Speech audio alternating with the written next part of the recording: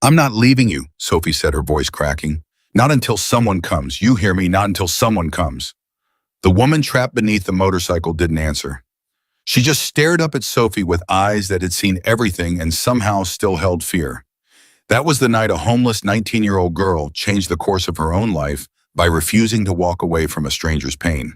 Before we go any further, if this story moves you, please subscribe to our channel and follow along until the very end. Drop a comment and tell us what city you are watching from. I want to see how far this story travels. The rain had been falling for 3 hours before Sophie Williams heard the crash. She didn't hear it the way most people hear accidents, from behind glass, from the warmth of a car, from the safe distance of a life that had walls and a roof and someone to call. Sophie heard it the way she heard everything, raw, unfiltered, with every nerve ending she had sharpened by years of sleeping, exposed to a world that did not care whether she lived or died. She was tucked beneath the concrete overhang of the old Union Street highway overpass on the east side of Phoenix, in the particular corner she had claimed for herself over the past 7 weeks, because it blocked the wind from the northwest and stayed dry even when the storms came in sideways off the desert. She had her sleeping bag pulled up to her chin and her backpack wedged under her left knee the way she always did, because 3 years on the streets had taught her that everything you owned could vanish in the 60 seconds it took you to fall asleep. She was 19 years old. She had been homeless since she was 16. And she had learned thoroughly, painfully, without exception, that the most important rule for surviving without a safety net was this: do not make yourself a problem for people who are bigger than you. Stay small, stay quiet, stay invisible. That was the rule.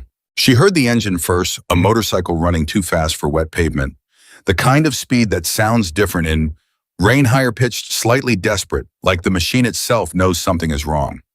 Then she heard the tire catch wrong on something, a seam in the road maybe, or a patch of standing water, and then the sound changed into something she felt in her chest more than heard with her ears, metal against asphalt, a long, shrieking slide impact silence.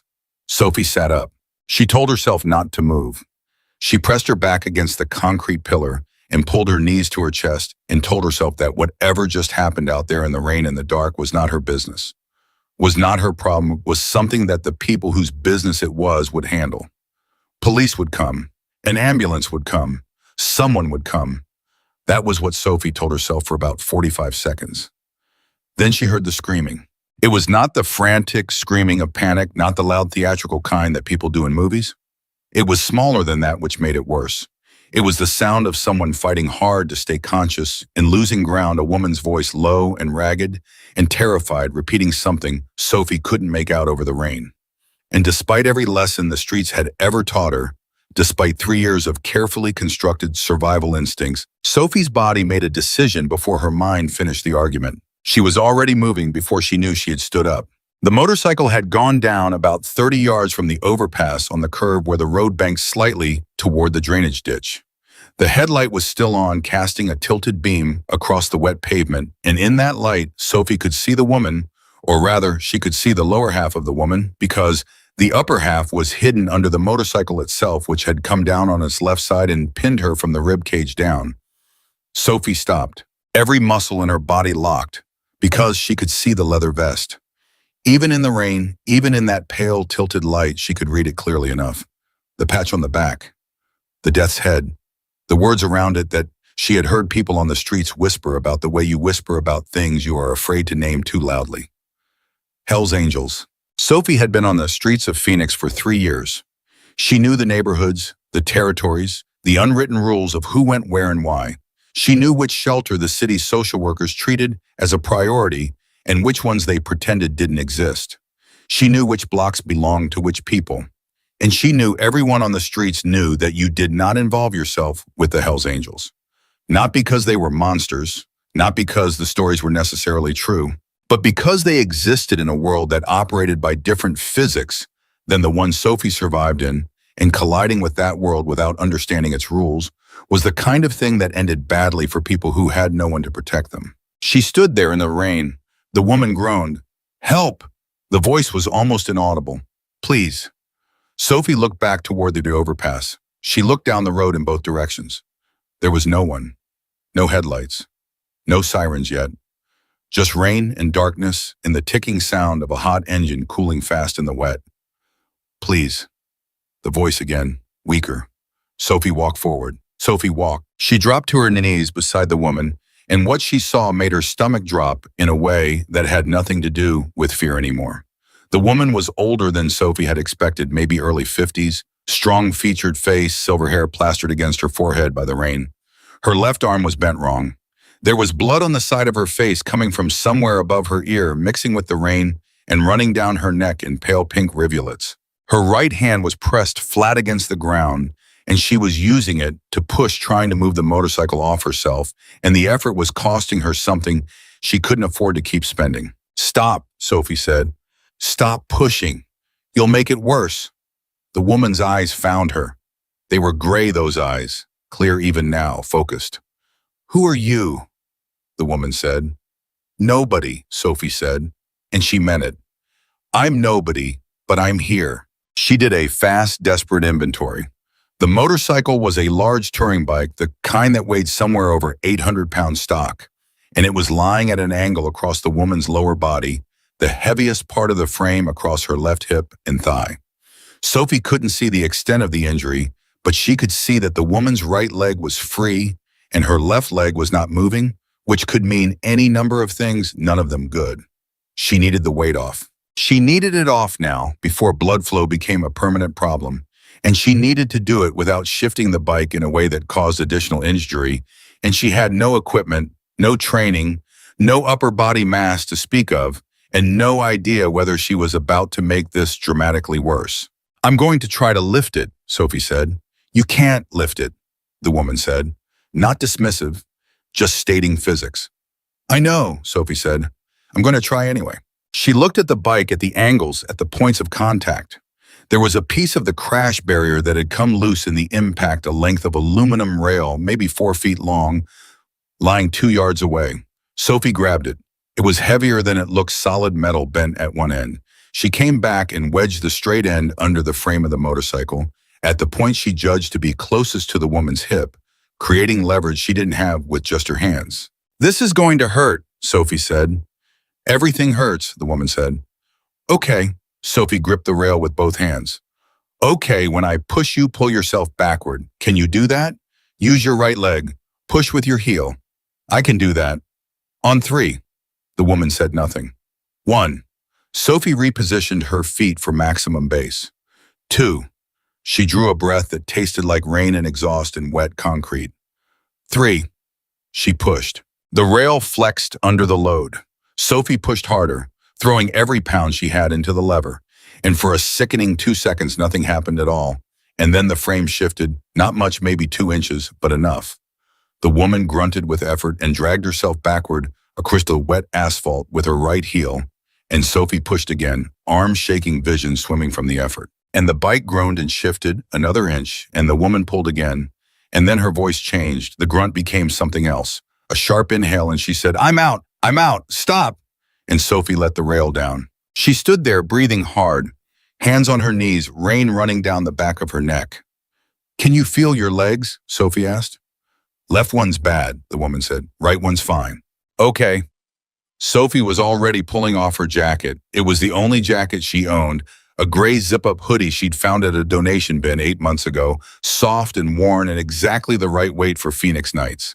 She balled up the cleanest part of the sleeve and pressed it against the wound on the woman's head. Hold this. Press hard. The woman raised her right hand and took over the pressure point. Sophie looked at her left arm at the angle of it and made the decision not to touch it. An ambulance is coming, Sophie said. Did you call one? Sophie looked at her own hands. I don't have a phone. A pause. The rain.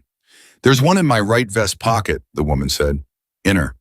Sophie reached in carefully and found the phone. The screen was cracked, but it powered on.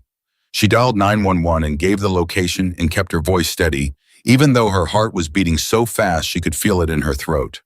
The dispatcher asked her to stay on the line. Sophie said she would. She put the phone on the ground between them and took the woman's free hand in both of hers. They stayed like that in the rain. The woman said, What's your name? Sophie almost said nobody again. Sophie. I'm Liz. I know who you are, Sophie said quietly. Something moved across Liz Carter's face. Not quite surprise. Something more complicated. Then you know what my husband is going to do when he finds out about tonight. I don't know anything about that, Sophie said. He's going to try to find the person who helped me. Liz's eyes stayed on Sophie's face, and he's not someone who stops looking. That's fine, Sophie said. I'm pretty hard to find. Liz looked at her for a long moment, at the hollow in her cheeks that came from not eating enough, at the layered clothing that was the homeless person's answer to not having storage space, at the hands that were calloused in the specific way that came from sleeping rough. And something shifted in the older woman's expression, something that was not pity, but was not pity either. Something that Sophie didn't have a name for because nobody had looked at her that way before. Why did you help me? Liz asked. Sophie thought about that. She thought about the rules she had made for herself. Stay small, stay invisible, don't make yourself a problem. I don't know, she said finally. I heard you and I moved before I thought about it. Most people would have stayed hidden. Most people aren't me, Sophie said, and then because that sounded more confident than she felt, I just didn't want you to be alone. In the distance, the first sound of sirens. Sophie felt it before she felt it, that old familiar clench in her gut that happened whenever official vehicles came near her. Patrol cars and ambulances meant questions. Questions meant systems. Systems meant people looking at her sideways, deciding what category she belonged, in what problem she represented, what needed to be done with her. She had been through that enough times. She had been handed to social workers who lost her paperwork. She had been placed in group homes that were worse than the streets. She had been told she was fine when she wasn't, and she had been told she was a problem when she was just a person, and every single time it ended the same way with Sophie, somehow more alone than she had been before. The sirens got louder. You should go, Liz said. Her voice had changed. She had seen something in Sophie's face. I'm staying until they get here, Sophie said. Sophie. The way Liz said her name made her still. The ambulance, oh, will take care of me. What happens to you if you're here when the police arrive? Sophie said nothing. I'm going to go be okay, Liz said. You gave me that. You don't have to give me anything else. The lights appeared at the far end of the road. Red and white strobes painting the rain. Sophie squeezed Liz's hand once. Liz squeezed back, and for that 1 second, her grip was surprisingly strong. Then Sophie stood up and walked quickly back toward the overpass, staying in the shadows, moving the way she had learned to move, present one moment, gone the next, like she had never been there at all. She left her jacket behind. She didn't realize that until she was back under the overhang, sitting against the concrete pillar, with her arms wrapped around herself for warmth, watching the emergency lights move at the far end of the road. The jacket was still there. She had left it pressed against Liz Carter's head. She had left the only warm thing she owned in the rain beside a woman she had known for less than 20 minutes. Sophie didn't go back for it. She sat in the cold and watched the ambulance workers move around the motorcycle, and she watched them load Liz onto a stretcher, and she watched them drive away, and then the police were there, and the investigators, and eventually they were gone too, and the rain eased off around 3 a.m, and Sophie sat in the dark trying to understand what she had just done and why she couldn't quite make herself regret it. She was cold. She was hungrier than she had been before because the adrenaline had burned through everything she had. She had nothing that she hadn't had at the start of the night, except now she also didn't have her jacket. She pressed her back against the cold concrete and closed her eyes and tried to sleep. She couldn't because something was different now, and she couldn't name it, and that unnamed thing sat in the center of her chest like an ember she didn't know how to put out. She told herself it didn't mean anything. She told herself tomorrow she would go to the donation bin on Morrison Street and see if there was another jacket. She told herself that she would forget tonight the way she had learned to forget most things, not because she was cold or callous, but because the streets demanded a certain economy of emotional investment. You felt what you couldn't help feeling, and then you put it away and you kept moving. That was the rule. Sophie sat in the dark and waited for the feeling to go away. It didn't. Across the city, in a hospital room she didn't know, the number of Elizabeth Carter was being assessed by a trauma team who found 3 cracked ribs, a fractured fibula in the left leg, a significant concussion, and a deep laceration above the left ear that had required 14 stitches. Liz had answered every question the doctors asked, had submitted to every test, had held still, through the stitches without making a sound. And when Daniel Carter arrived at the hospital at 2:17 in the morning, having driven 90 miles an hour through rain that made the freeway invisible because nothing short of his own death would have made him drive slower when his wife was injured. Liz had waited until the doctors left the room, and then she had looked at him and said the only thing she had been waiting to say since the moment she woke up on that wet road. There was a girl. Daniel was still catching his breath, still in the leather vest he'd grabbed on his way out the door, still radiating the barely contained energy of a man who had spent the last 40 minutes afraid of what he would find when he got here. He sat down in the chair beside the bed and took her hand. "Tell me," he said. Liz told him. She told him about the sound of footsteps in the rain, about the girl's voice steady, no theatrics, just present, about the way Sophie had looked at the motorcycle and looked at the piece of crash barrier and made her calculation in under 10 seconds, because that was what you did when you couldn't afford to second-guess yourself. About the way she had pressed her jacket against Liz's head with both hands and said press hard with the directness of someone who didn't have time for gentleness right now, but would offer it the moment she could. About the 911 call she had made on someone else's phone when she didn't have one of her own. About the squeeze of her hand before she walked away. About the jacket she had left behind. Daniel was quiet for a long time after Liz finished talking. He was a large man, Daniel Carter, 52 years old, gray-bearded, with the hands of someone who had worked with them his whole life, and the stillness of someone who had survived enough to stop needing to perform anything for anyone. He was not a sentimental man in the conventional sense. He was not the kind of person who cried easily or spoke in soft tones about his feelings. But Liz had been married to him for 26 years, and she could read him the way you read a language you've spoken longer than you've spoken anything else. And what she saw in his face right now was something she recognized. He was moved, not just by the story, by what the story meant. "She's homeless," Liz said. "I know. She ran from the police. I know that too." "She doesn't know who you are," Liz said. "Or she does know, she said she did, but it didn't make her leave." Daniel was quiet. "I want to find her," Liz said. "I know." "Not because we owe her," Liz said. "We do owe her, but not just because of that." Daniel nodded slowly. "Because she needs someone to find her." "Yes." Outside the hospital room window, Phoenix was beginning its slow, wet gray recovery from the night's rain. The streets were draining. The sky was lightening somewhere far to the east. The overnight shifts at the hospitals and the shelters and the all-night diners were getting close to their ends. And across the city, scattered through the places where the visible world and the invisible world touched each other, the underpasses, the backlots, the spaces between things, thousands of people were sleeping in whatever position they had found, in whatever warmth they had managed to keep moving through another night, in the particular way that you had to move when the city didn't know your name. Sophie was one of them. She finally fell asleep around 4, huddled against the pillar arms locked around her knees. She dreamed nothing, or she dreamed something and couldn't remember it in the morning.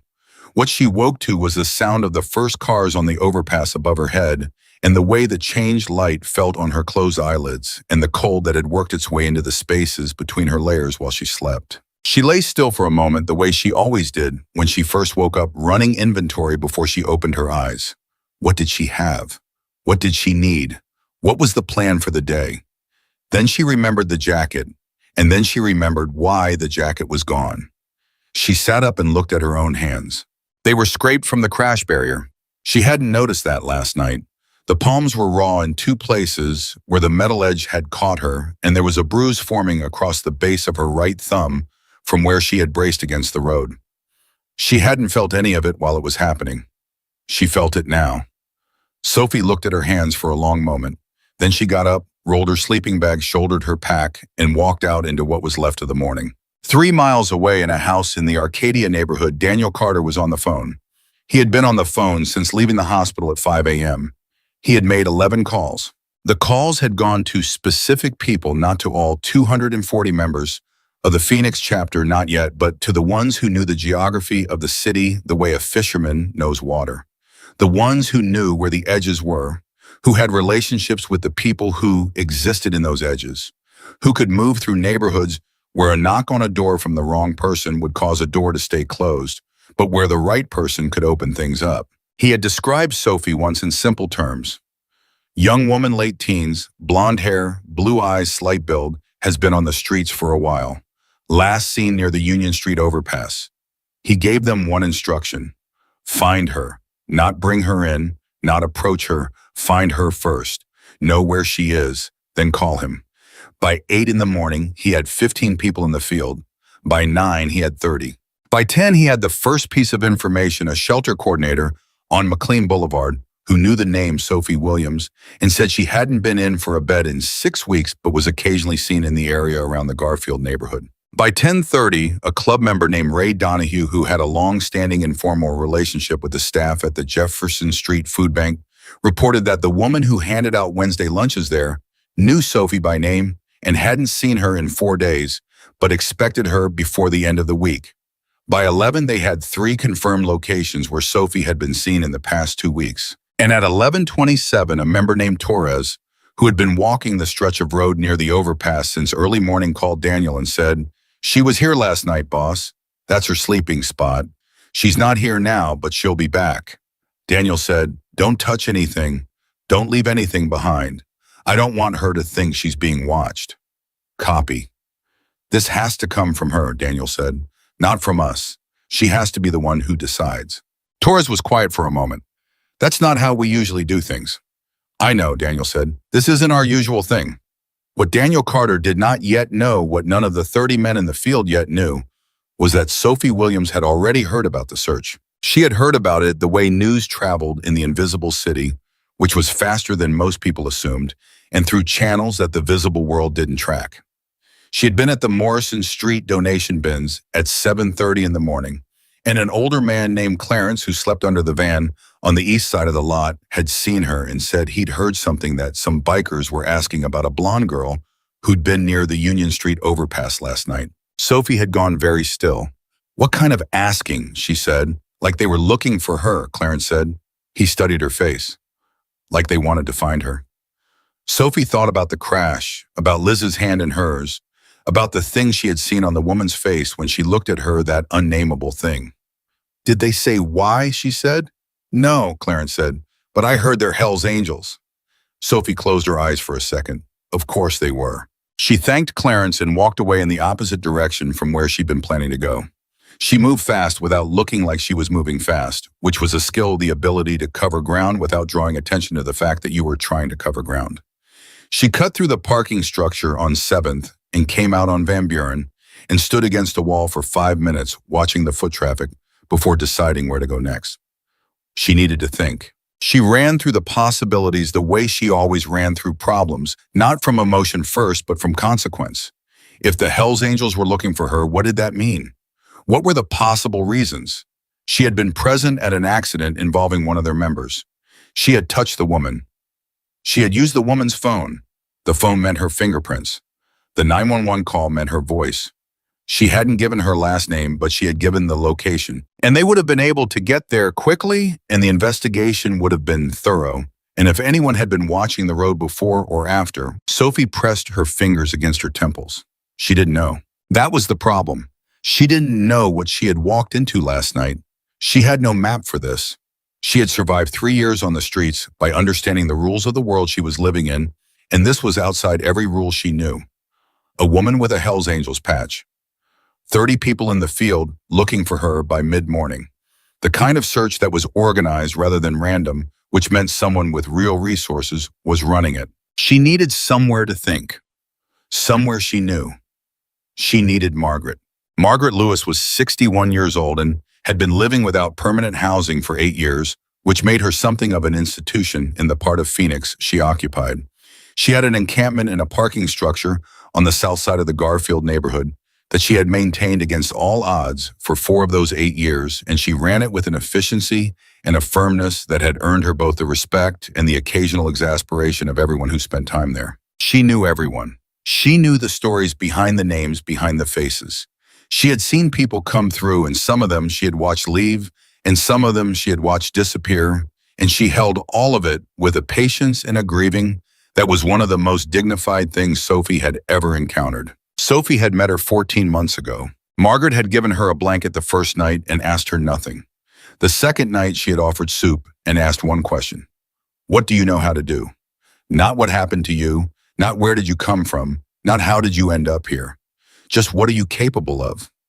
Sophie had thought about it and said she was good at finding things useful, things that people needed ways in and out of places, people who had what other people needed.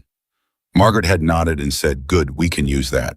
In the 14 months since Sophie had become something like Margaret's right hand, not out of obligation, out of the particular kind of love that forms between people who see each other clearly and find what they see worth keeping.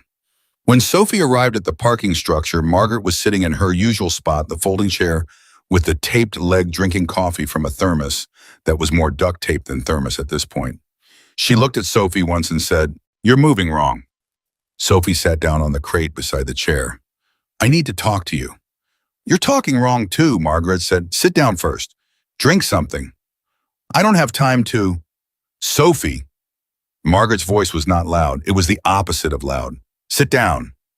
Sophie sat down. Margaret poured coffee into the thermos lid and handed it to her, and Sophie held it with both hands and felt the warmth against her scrapes, and for a moment she just breathed. "Now," Margaret said, "tell me." Sophie told her. She told it the way she always told things to Margaret, without edits, without the instinct to make herself sound better or worse than she was, just a sequence of what had happened and what she had decided and what she didn't know. Margaret listened without interrupting. She was very good at that, Margaret, the kind of listening that was its own form of respect. When Sophie finished, the older woman was quiet for a moment. "Your hands," Margaret said. Sophie looked at them from the barrier. "I can see that." Margaret reached under her chair and came up with a small first aid kit, the kind with a red cross on a white background, and she took Sophie's right hand and cleaned the scrapes with an antiseptic wipe that stung badly and then covered them with bandages that were slightly too large. Sophie let her do it. "This woman," Margaret said, "Liz, what did she feel like to you?" Sophie thought about it. "Real," she said finally. "Real. Like she was looking at me, not at the situation I was in. At me." Margaret applied the last bandage with careful pressure. "And that scared you?" It wasn't a question. "It scared me," Sophie said. "Because," Margaret said. Sophie looked at the coffee in the thermos lid. "Because real things can disappear. The situation things are easier to handle because they don't mean anything." Margaret was quiet for a moment. Then she said, "Sophie, what do you think these people want from you?" "I don't know," Sophie said. That's the problem. "What are you afraid of?" Sophie thought about that too. She was good at fear, not in the sense of feeling it often, but in the sense of knowing how to look at it directly and say its name. "I'm afraid they think I did something wrong," she said, "or that they want something back, or that this is, I don't know, some kind of test. I'm afraid of the way things change when powerful people get involved." "And if none of those things are true," Margaret said. Sophie looked at her. "If it's exactly what it sounds like," Margaret said. "If the woman whose life you saved wants to thank you, what then?" Sophie didn't answer. "Because here's what I'm sitting here thinking," Margaret said. She folded the first aid kit closed and set it under the chair, and then folded her hands in her lap and looked at Sophie with the particular directness that was her version of tenderness. "I'm sitting here thinking that a 19-year-old girl who has spent 3 years building a wall around herself the size of a building just spent a night taking it down brick by brick for a stranger. And then she ran away. And she's sitting here telling me she's scared, and I'm trying to figure out which thing she's really scared of." Sophie said nothing. "Are you scared of the Hells Angels?" Margaret asked. "Reasonably," Sophie said. "Or are you scared of someone actually wanting to find you?"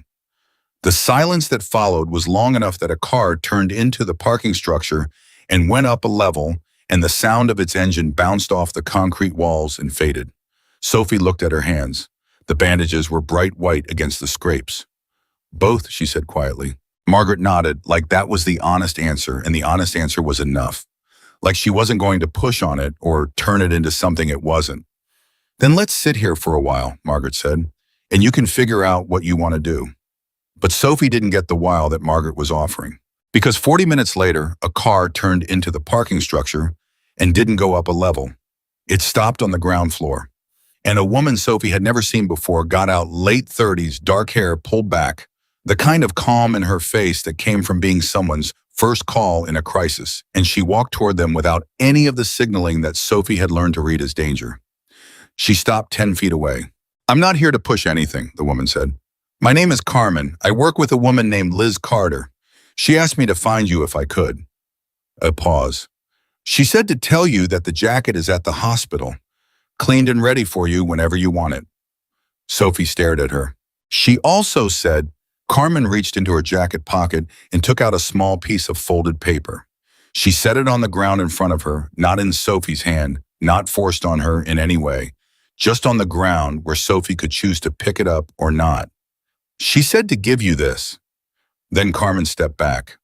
4 steps giving distance, like she understood or had been told that this needed to be Sophie's choice, every part of it.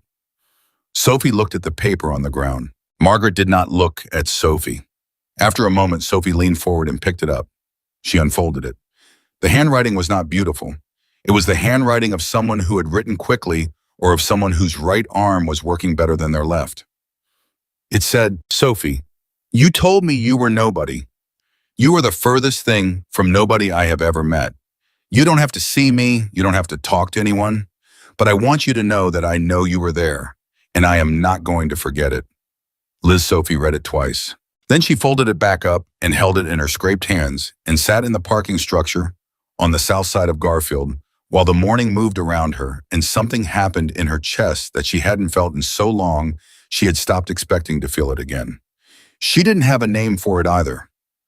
But it was warm, and unlike most things in Sophie Williams' life, it didn't feel like something that was about to be taken away. Sophie held the note for a long time after Carmen left. Margaret didn't say anything.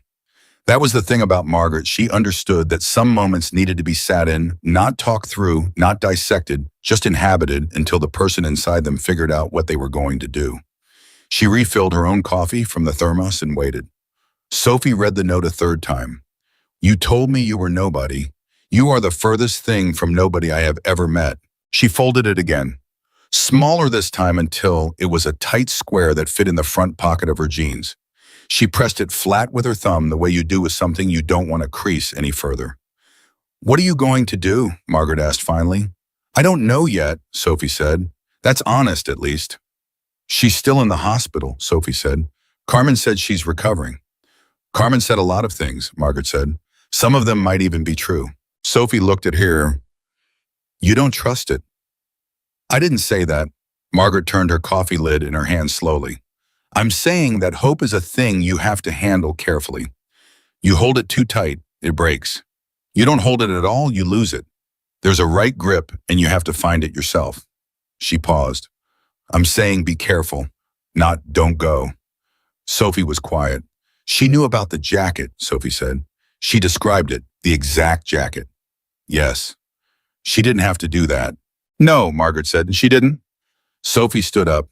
She picked up her backpack and settled it on her shoulders and looked at Margaret in the way that it meant she had made a decision and wasn't ready to say what it was yet, but that Margaret should know she hadn't made it lightly. Margaret said, You want me to come with you? No, Sophie said. This one I have to do myself. Margaret nodded, like that was correct, like she expected exactly that answer. Sophie, she said as Sophie started to move. Sophie stopped. Whatever happens today. Margaret said, You did the right thing last night.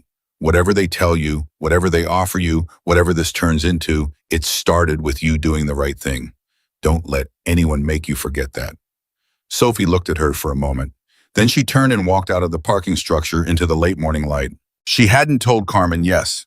She hadn't told Carmen anything.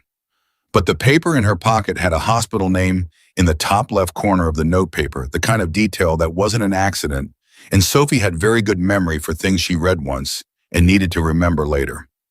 She walked 11 blocks before she found a working payphone outside a laundromat on 12th Street, and she called information and got the number for the hospital. And then she stood on the sidewalk for almost 3 full minutes before she made the second call. The hospital switchboard connected her to Liz Carter's room on the second try. The phone rang 4 times, then a woman's voice rougher than it had been in the rain, thickened by painkillers and exhaustion, and the general indignity of being in a hospital. Hello? It's Sophie, Sophie said. The pause on the other end of the line was brief but complete. I didn't think you'd call, Liz said. I didn't think I would either, Sophie said. A short silence. Not awkward. The kind that comes between people who both have too many things to say and are choosing which one to start with. How are you feeling? Sophie asked. 14 stitches in a broken leg and 3 ribs that the doctor keeps describing as angry. Liz said, but upright, more or less. Another pause. How are your hands? Sophie looked at the bright white bandages. You knew about those too. Carmen described the crash barrier. That edge would have done a number on anyone. Liz's voice shifted, not softer exactly, but quieter, more direct. I want to see you, if you're willing. Sophie thought about saying not yet. She thought about saying, let me think about it. She thought about every version of let me put some distance between myself and this moment that she had ever used to keep herself safe. Okay, she said instead. Okay, Liz said. And something in the single word, the controlled exhale of it, the way it landed told Sophie that Liz Carter had been sitting in that hospital room all morning, working very hard not to push, and that okay was costing her something too. One condition, Sophie said. Name it. I come alone. No one outside the room, no one in the hallway who's waiting for something. A beat. Done, Liz said. Sophie took a breath. I'll be there in an hour. She was there in 40 minutes. The hospital was the kind Sophie had been in twice before, once when she was 17 and had a respiratory infection that had gotten too bad to ignore once when she was 18, and a man at a shelter had hit her with an open hand for no reason that made any sense. Both times she had discharged herself as fast as she could because hospitals meant paperwork, and paperwork meant questions, and questions meant the specific kind of helplessness that came from being dependent on systems that could decide what happened to you. She walked through the lobby with the deliberate neutrality she used for all institutional spaces. Not rushing, not hesitating, looking like she knew where she was going and had every right to be there, because the secret to moving through places where you felt out of place was to never let the place know that. Room 214. She stopped outside the door. Through the small window in the door, she could see Liz Carter in the bed, propped up against pillows. Left leg elevated, arm in a soft cast from elbow to wrist. She was looking at something on the far wall. Her silver hair was clean and dry, now no longer plastered to her face, and Sophie could see for the first time what she actually looked like, strong-boned, broad-shouldered, with the kind of face that had been through things and come out the other side knowing something. Sophie pushed the door open. Liz turned her head. For a moment, neither of them spoke. They just looked at each other in the daylight, in the quiet of the hospital room, and Sophie understood something she hadn't fully understood in the rain last night. This woman was exactly who the patch said she was, and also completely someone else at the same time. You came, Liz said. I said I would, Sophie said. People say a lot of things. I know, Sophie said. I try not to. Liz looked at the bandages on Sophie's hands. She pressed her lips together briefly. Sit down, she said. Please. Sophie sat in the chair beside the bed. Not the comfortable one. There was a plastic chair near the wall and a padded chair closer to the bed, and Sophie automatically took the plastic one, the one that cost less to occupy, and Liz noticed that. The other one, Liz said. Sophie moved to the padded chair. Up close, she could see the bruising more clearly. The left side of Liz's face had gone yellow-green along the cheekbone, fading from a deeper purple near the hairline where the stitches were. She was moving carefully, the way people do when they have learned very quickly that their body has opinions about what it will allow.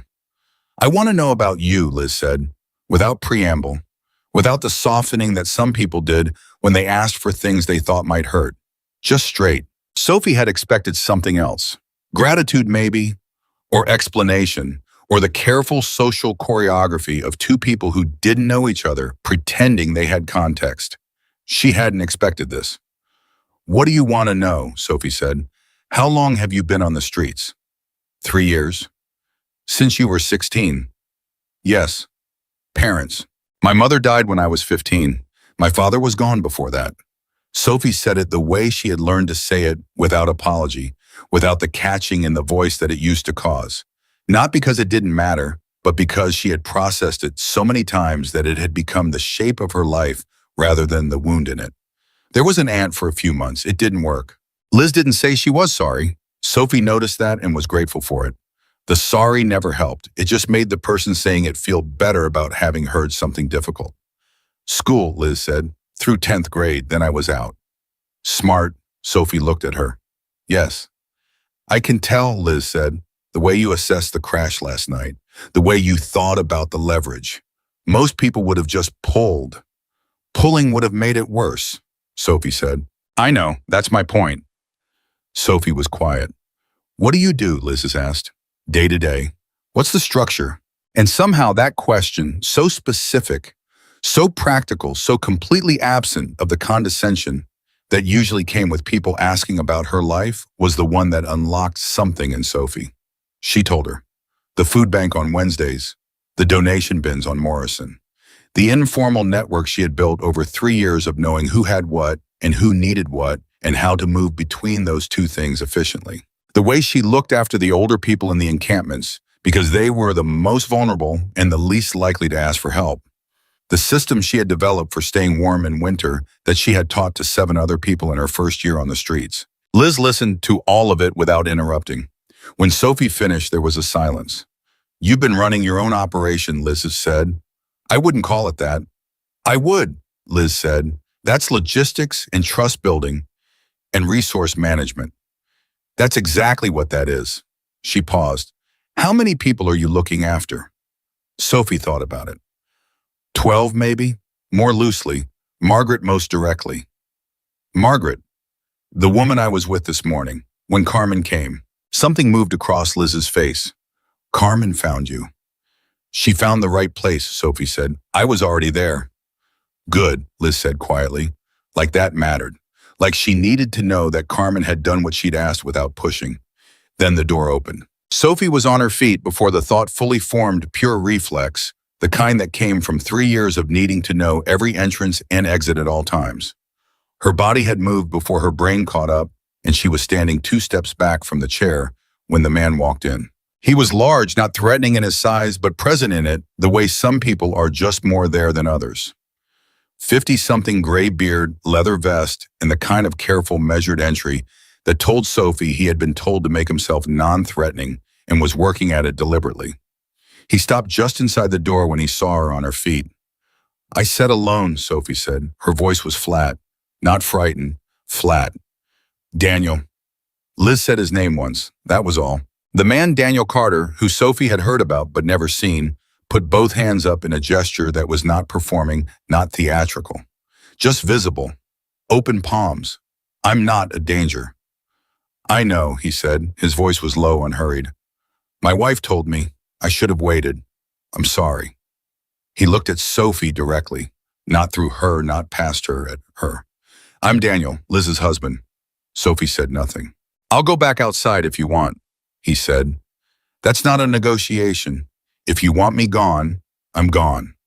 Sophie looked at him for a long 3 seconds. She was reading him the way she read everyone, not for surface signals, but for the things underneath the small tells of body language and eye contact and the specific quality of stillness. He was telling the truth, not because he was performing it, but because he was too tired to perform anything. Stay, Sophie said, but stay there. He stayed there. He moved to the far wall, not to a chair, just to the wall, and he stood with his back against it and his arms at his sides, not crossed, not tucked open, visible as non-imposing as a man of his size and presence could manage. He was doing everything he could think of to make himself smaller, and it was costing him something. Sophie could see that. But he was doing it anyway. I need to say something, Daniel said. His eyes went to his wife briefly, then back to Sophie. I know you don't know me. I know you have every reason not to trust me. I know what my name means to people who've been treated the wrong way by people with power. He paused. I'm not going to ask you to overlook any of that. What I am going to ask is 5 minutes of your time, and then you can walk out that door, and we will never contact you again if that's what you want. Carmen will not look for you. No one from our chapter will look for you. I give you my word. Sophie looked at him. Your word, she said. My word, he said. Why should that mean anything to me? She wasn't being cruel. She was being honest. I don't know you. You don't, he said. That's fair. He didn't try to answer the question. He just held it. Sophie sat back down. 5 minutes, she said. Daniel Carter nodded. He didn't move from the wall. He spoke from there, standing like sitting down would have been taking something that hadn't been offered to him. My wife has been part of our chapter for 23 years, he said. She has done more for the people around her, our members, their families, the communities we work in, than any 10 other people I've known. She's not perfect, neither am I. Neither is our organization. But she is the person I trust most in this world. And last night she was lying on wet pavement in the dark, and she was scared. And you were the one who showed up. He stopped. Not someone who owed her something. Not someone who had a reason. You, someone who had every reason to keep walking. Another pause. I've been looking for you since 5 this morning because I needed to look you in the eye and tell you that. The room was very quiet. Tell me what, Sophie said. That what you did last night is the rarest thing there is, Daniel said. I've been in this world a long time. I've known brave people, but brave people usually have something to protect. You had nothing to protect. You walked toward a stranger in the dark and stayed until she was safe, and then you walked away without asking for anything. That's not brave, that's something else. I don't even have the right word for it. Sophie was looking at the floor. The jacket is at the desk downstairs, Liz said quietly. Whenever you want it. Sophie didn't look up for a moment. When she did, her eyes were dry. She had learned long ago how to feel things fully without letting them break the surface, a skill she was not entirely proud of and not entirely able to undo. But there was something in her face that she hadn't put there consciously, something that had come through anyway. I don't need anything from you, she said. I need you to understand that. I'm not here because I want something. I know, Daniel said. I came because she asked me to, Sophie said. Not because I expected anything. I know that too, he said. Then we're clear, Sophie said. We're clear, he said. And then, can I ask you something? Sophie waited. Is there anyone, he said, anyone at all, family, someone who checks on you? Sophie thought about Margaret. I have people I look after, she said. That's not what I asked. She was quiet. No, she said. Not really. Daniel looked at his wife. Liz looked back at him. Something passed between them that was the entire shorthand of a long marriage compressed into a single glance. Then I have one more thing to say, Daniel said, and then I'll stop. He looked back at Sophie. You don't have to accept anything from us. You don't have to come back here. You don't have to have any more contact with us than you want. But I want you to know that there is a place at our table for you, permanently, for as long as you want it. Not because you saved my wife, not because we owe you. Because the world should be treating you better than it is, and we'd like to be part of fixing that. Sophie stared at him. This was the thing she hadn't prepared for. She had prepared for gratitude. She had prepared for overwhelm.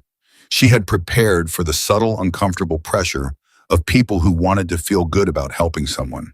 She had not prepared for this, for the directness of it, the complete absence of performance, the way he said it like it was simply true and he was simply stating it.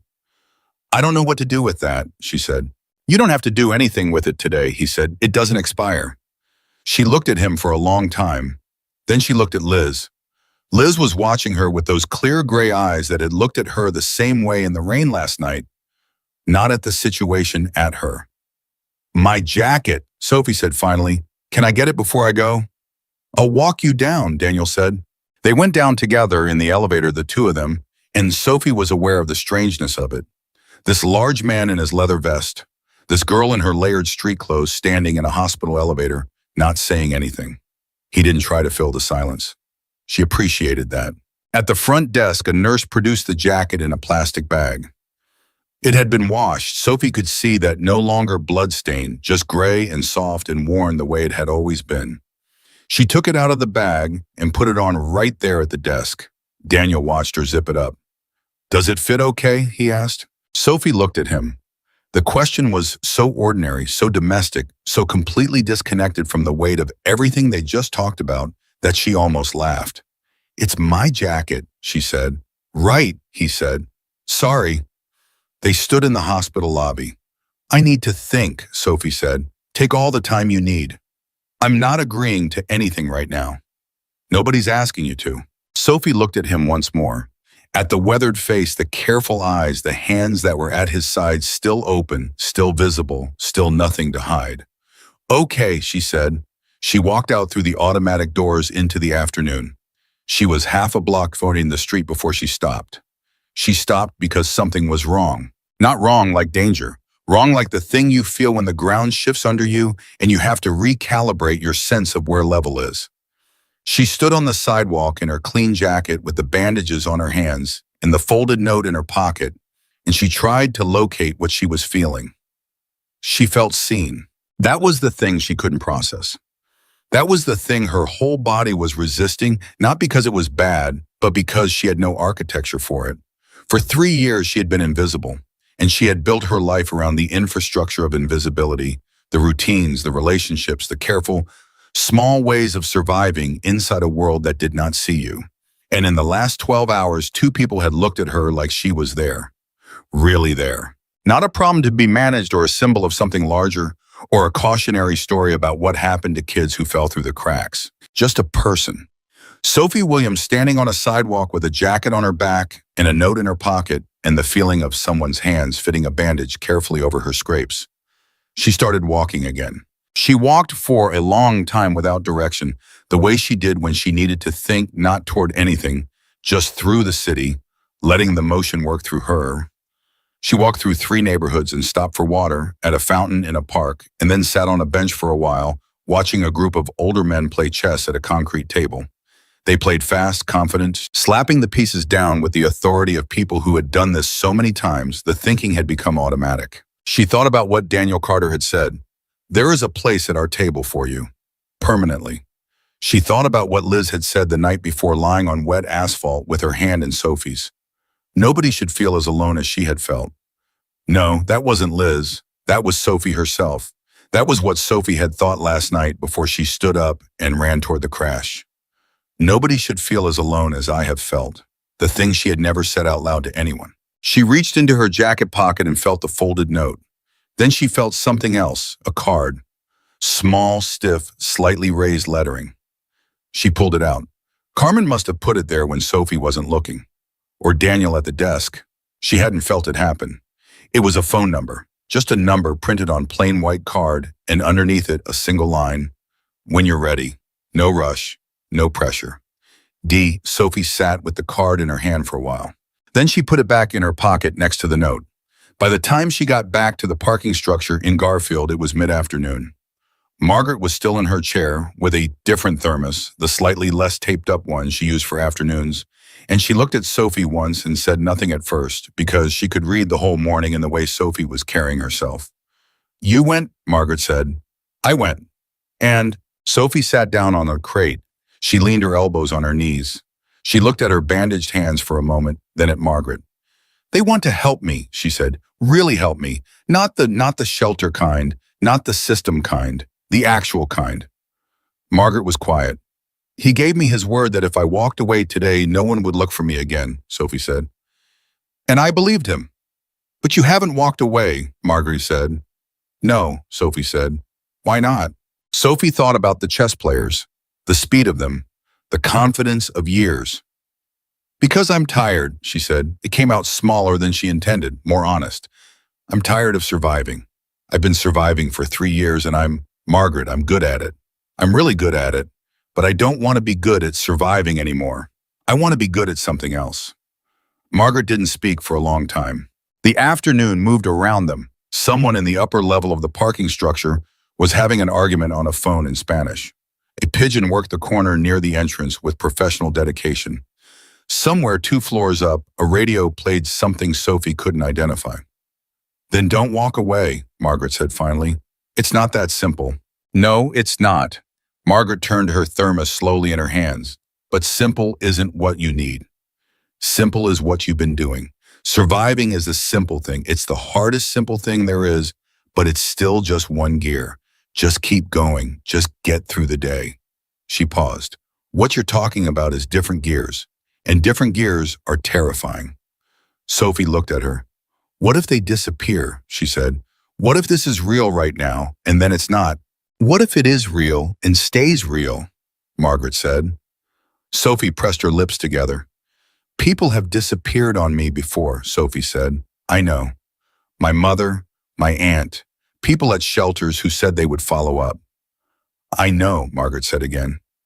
Not dismissively, just holding it. This is different, and people, Sophie said. She heard herself say it and heard the question hidden inside the statement. Yes, Margaret said, it is. I don't know how to trust that. You don't have to trust it yet, Margaret said. You just have to not close the door. She set the thermos down on the ground beside the chair and looked at Sophie with the full weight of 8 years of knowing exactly how badly wrong things could go and deciding every morning to be here anyway. Can you do that? Can you just leave the door open? Sophie reached into her pocket. She took out the card and looked at the single line of text. When you're ready, no rush, no pressure. She put it back. Yeah, she said, I can do that. What neither Sophie nor Margaret knew, sitting in the afternoon quiet of the parking structure, was that Daniel Carter had not gone back upstairs when Sophie left the hospital. He had stood in the lobby for a few minutes, and then he had made 3 calls. The first call was to his vice president, a man named Frank Reyes, who had been with the club for 17 years, and who was the person Daniel trusted to translate his intentions into action without distorting them. The call was brief. Daniel explained what had happened, what he had offered, and what he needed Frank to do. Not push, not pursue, but quietly, carefully make sure certain doors were open when Sophie was ready to walk through them. Housing contacts, educational opportunities. The kind of infrastructure that took time to arrange and needed to be ready before it was asked for. Frank said she agreed. She didn't say no, Daniel said. For her right now, that's the same thing. The second call was to Carmen. He told Carmen what Sophie had said about Margaret and asked her to find out quietly without approaching, without pressure, whether Margaret Lewis might need anything that the chapter could provide. Not as a transaction, as a simple extension of the same impulse that had started this whole thing. Because Sophie had told him she looked after 12 people more loosely, and if you wanted to understand someone, you started with who they protected. The third call was to Liz. She came, he said. I know, Liz said. I heard you in the elevator. She took the jacket. I know that too. She's not going to make this easy, Daniel said. No, Liz said. She shouldn't. Easy would be the wrong answer. He was quiet for a moment. She's 19. I know. She's been doing this since she was 16, he said, building these systems, keeping people alive, 16 years old. I know, Liz said. Her voice was careful in the way it got when she was holding something that was too sharp to hold without care. Someone should have been doing that for her, Daniel said. Yes, Liz said. Someone should have. Another silence. She's going to be okay, Liz said. She's going to be okay, Daniel, because she's already okay. That's the thing. She got herself to okay under conditions that would have destroyed most people. We're not rescuing someone who's broken. We're finally showing up. Daniel exhaled slowly. Better late than never. For her sake, Liz said, let's make sure it's better. He said goodbye and ended the call and stood for another moment in the hospital lobby before going back upstairs. Across the city, Sophie Williams sat on a crate in a parking structure and held a card in her jacket pocket with one hand and thought about doors.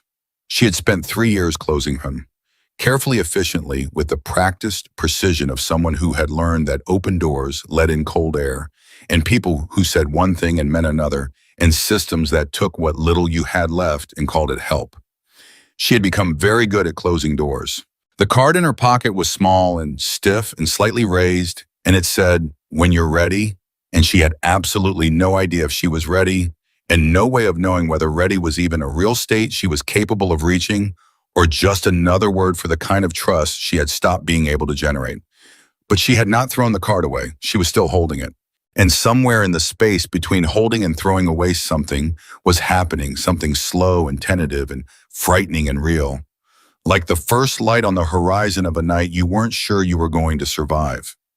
Sophie Williams had not made a decision yet, but she had not walked away either. And for tonight, for this particular Tuesday afternoon in Phoenix with the chess players, and the pigeons and the radio from 2 floors up, and Margaret's steady presence in the folding chair for tonight, that was enough. She called the number on the 3rd day, not because she had decided anything, not because the fear had gone away or the questions had answered themselves or the architecture of distrust she had spent 3 years building had somehow come down overnight. She called because on the 3rd morning she woke up under the overpass and Margaret wasn't there. Margaret had gone to a medical appointment at the free clinic on Roosevelt, the one she went to every month for her blood pressure, and Sophie lay in her sleeping bag in the early gray light and felt the specific weight of a silence that had no one in it, and she thought, I am so tired of this particular silence. She walked to the payphone on 12th Street. She stood in front of it for 4 minutes. Then she picked up the receiver and dialed. It rang twice. Yeah, Daniel Carter's voice early morning, unhurried. Like he answered phones this way at 6:45 every day, and it cost him nothing. It's Sophie, she said. A pause that was not surprise, but was something close to it. Or maybe not surprise, maybe just the particular quality of a man who had been waiting for something and was taking a breath before he let himself believe it had arrived. Good morning, he said. I'm not agreeing to anything, she said immediately. I want to be clear about that. Okay. She stopped. She had rehearsed this and the rehearsal was suddenly useless. I have some questions. Then ask them, he said. Not on the phone. Another pause, shorter. Tell me where and when. She named a diner on Van Buren that she knew not because she ate there, she couldn't afford to eat there, but because she had sat at the counter twice when the afternoon manager let people without orders stay as long as they nursed a coffee.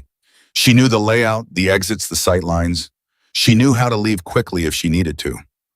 1 hour, she said. I'll be there, he said. And then Sophie. What? Thank you for calling. She hung up before she had to respond to that. She was at the diner in 20 minutes, which gave her 40 minutes to sit with a coffee she paid for with the last $2 from the emergency fold she kept in the inside hem of her jacket and think about what she actually wanted to say. The 40 minutes went fast.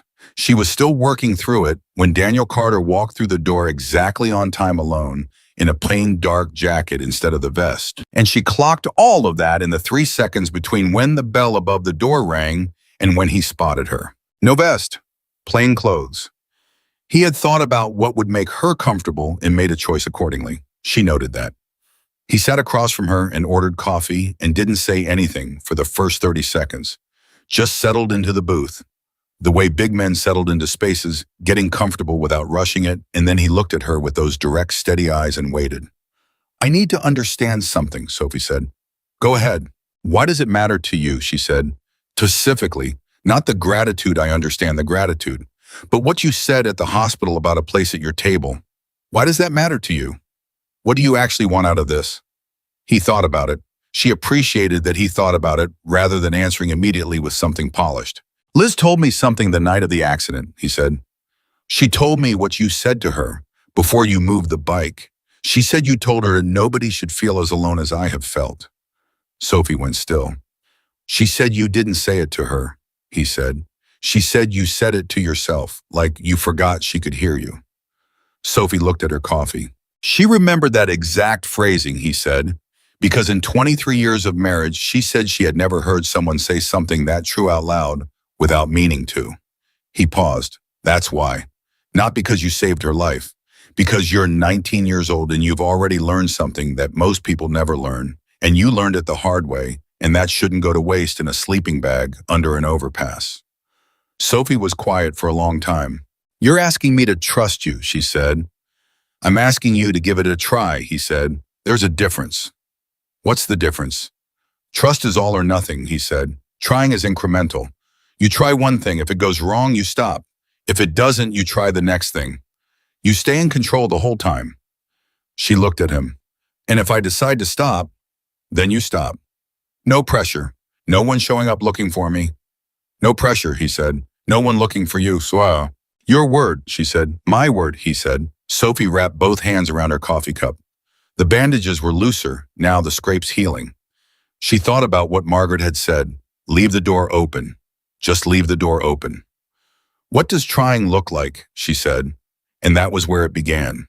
Not with a declaration, not with a handshake or a formal agreement or any of the language that institutional help usually came wrapped in. It began with Daniel Carter taking out a small notebook, the actual paper kind worn at the corners, and asking Sophie a series of very specific questions.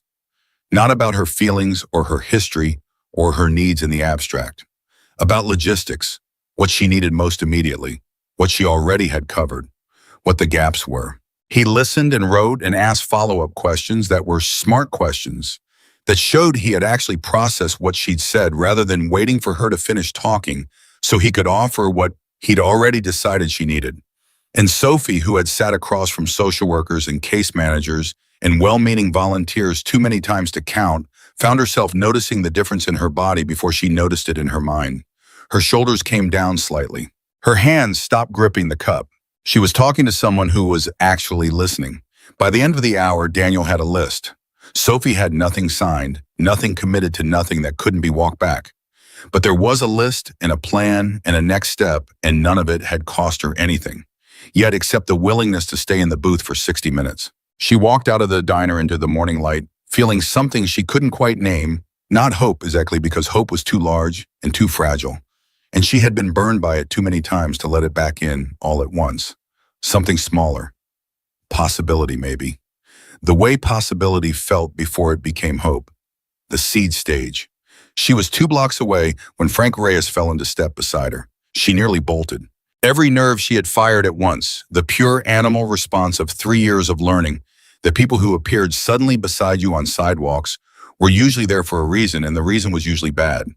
She had already mapped the distance to the nearest turning and calculated whether she could get there before he could follow when he said in a voice calibrated very carefully to be non-threatening, "Sophie, I'm Frank, Daniel's VP. He sent me because he wanted you to have another contact in case you need something and can't reach him."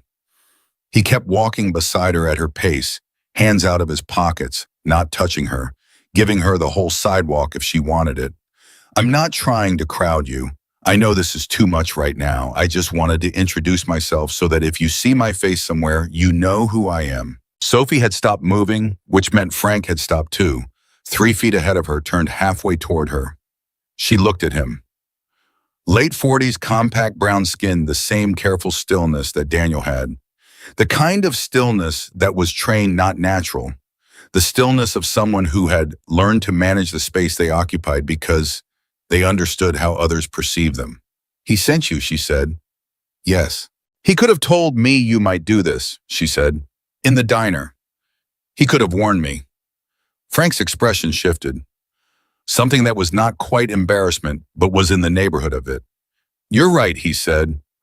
"That was our mistake. I'm sorry." Sophie looked at him for another second. "Okay," she said. "I know your face now." "That's all I needed," he said. She walked away. She made it to the end of the block before she stopped and turned back. Frank was still there, not following, just standing. "If I need something," she said, "what do I do?" Frank reached into his jacket and produced a card. Same plain white as Daniel's, same single phone number, just a different name. He set it on top of a newspaper box beside him and stepped back. Sophie walked back, picked it up, kept moving. She heard Frank exhale behind her, quietly, like he'd been holding his breath. That was the beginning of the second week. What followed was a period that Sophie would later have difficulty describing to anyone who hadn't lived something similar, because it didn't have the shape of a conventional story. There was no single dramatic turning point, no clean before and after. It was more like weather changing, slow cumulative, the temperature shifting by single degrees until one morning you realized you were warm and you couldn't remember the last time you'd been cold. Daniel's list produced results in a sequence that was carefully paced, as if he understood that moving too fast would break something fragile. The first thing was simple, a storage unit paid up for 3 months on a lot off McDowell Road. A key arrived via Carmen with a note that said, "No strings for your things." Sophie stood outside the unit for a while before she unlocked it. It was small, clean empty. She put her spare sleeping bag in it and the box of things she'd been carrying for 2 years that she couldn't bring herself to leave behind: photographs, a book that had been her mother's, a folder of documents she'd been protecting since she was 16. She locked the door. She put the key in her pocket. She stood there and breathed for a while. The second thing was an introduction. Daniel asked if she would be willing to meet one person, a woman named Dr. Patricia Voss, who ran a medical outreach clinic on the South Side, and who Daniel said had been a friend of the chapter for 10 years. Not a social worker, a doctor, a woman who worked with the people the system had failed. Sophie agreed to meet her. Dr. Voss was in her 60s, small and decisive, with the energy of someone who had long ago made peace with doing more than was strictly possible and had simply incorporated the impossibility into her schedule. She met Sophie in the clinic waiting room and shook her hand and said, "Daniel tells me you've been managing some informal health situations in your community. Tell me what you're dealing with." Sophie told her about the older people in the encampments, the blood pressure issues, the untreated diabetes, the wounds that went too long without proper care because the nearest clinic required ID that not everyone had. Dr. Voss listened with the same quality of attention Sophie had encountered in Daniel, and she had the same habit of asking follow-up questions that were smart and specific. You've been triaging, Dr. Voss said. I don't know the word, Sophie said. Assessing and prioritizing, figuring out who needs what most urgently. Dr. Voss looked at her steadily. How did you learn to do that? I had to, Sophie said. That's the best answer, Dr. Voss said.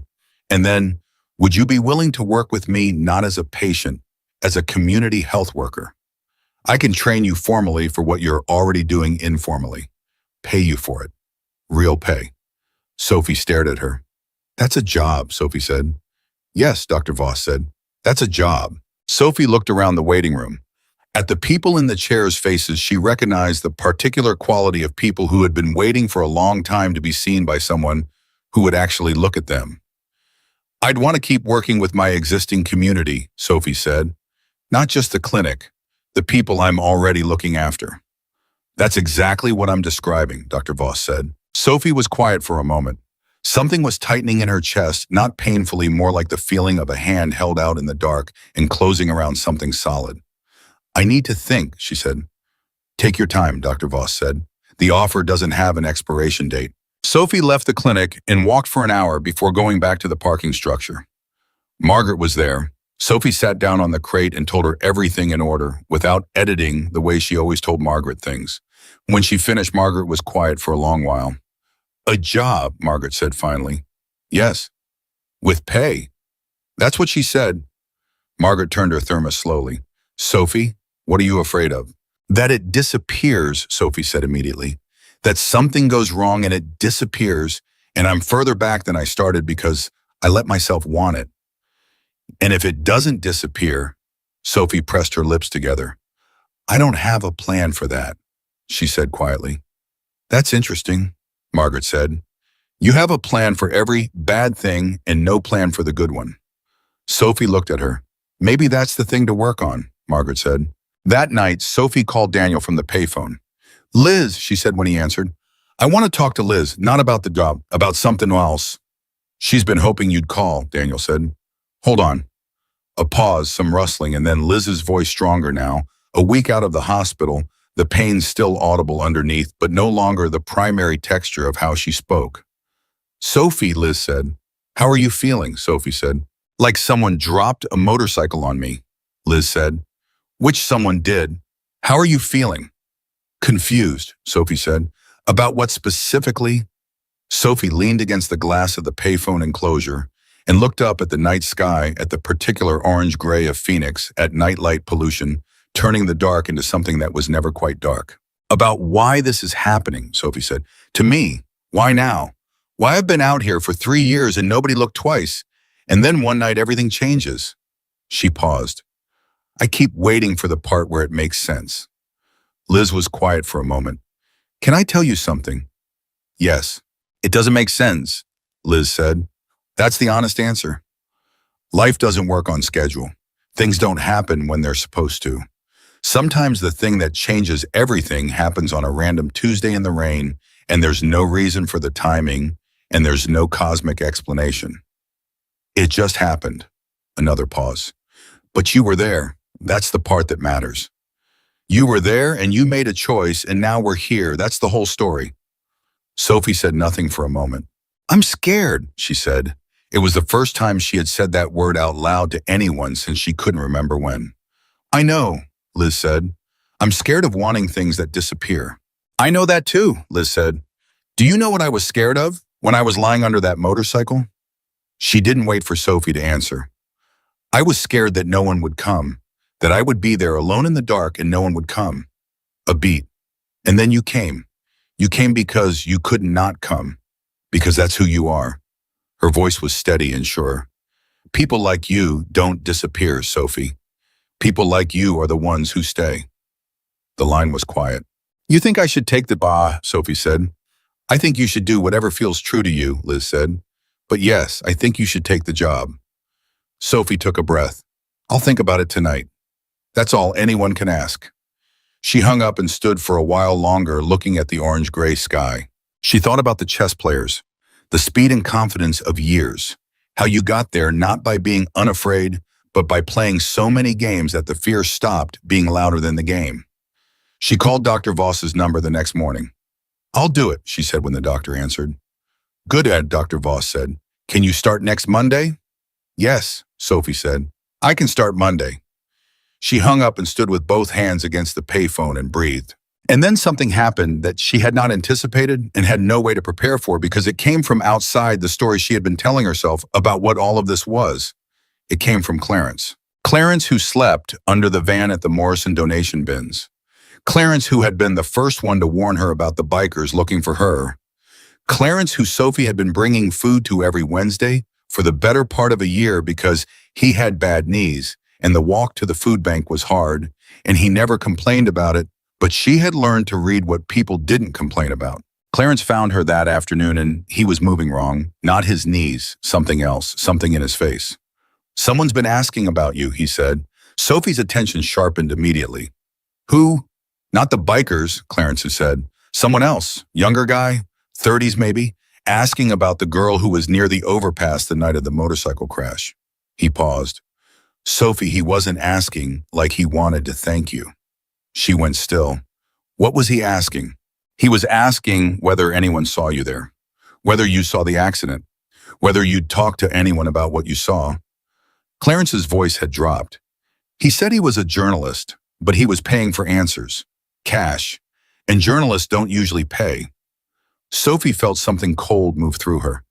"Did anyone say anything?" she said. "I didn't," Clarence said. "Nobody in our group did, but he went down to the Jefferson Street food bank. And you know how it is there? Not everybody knows to keep quiet."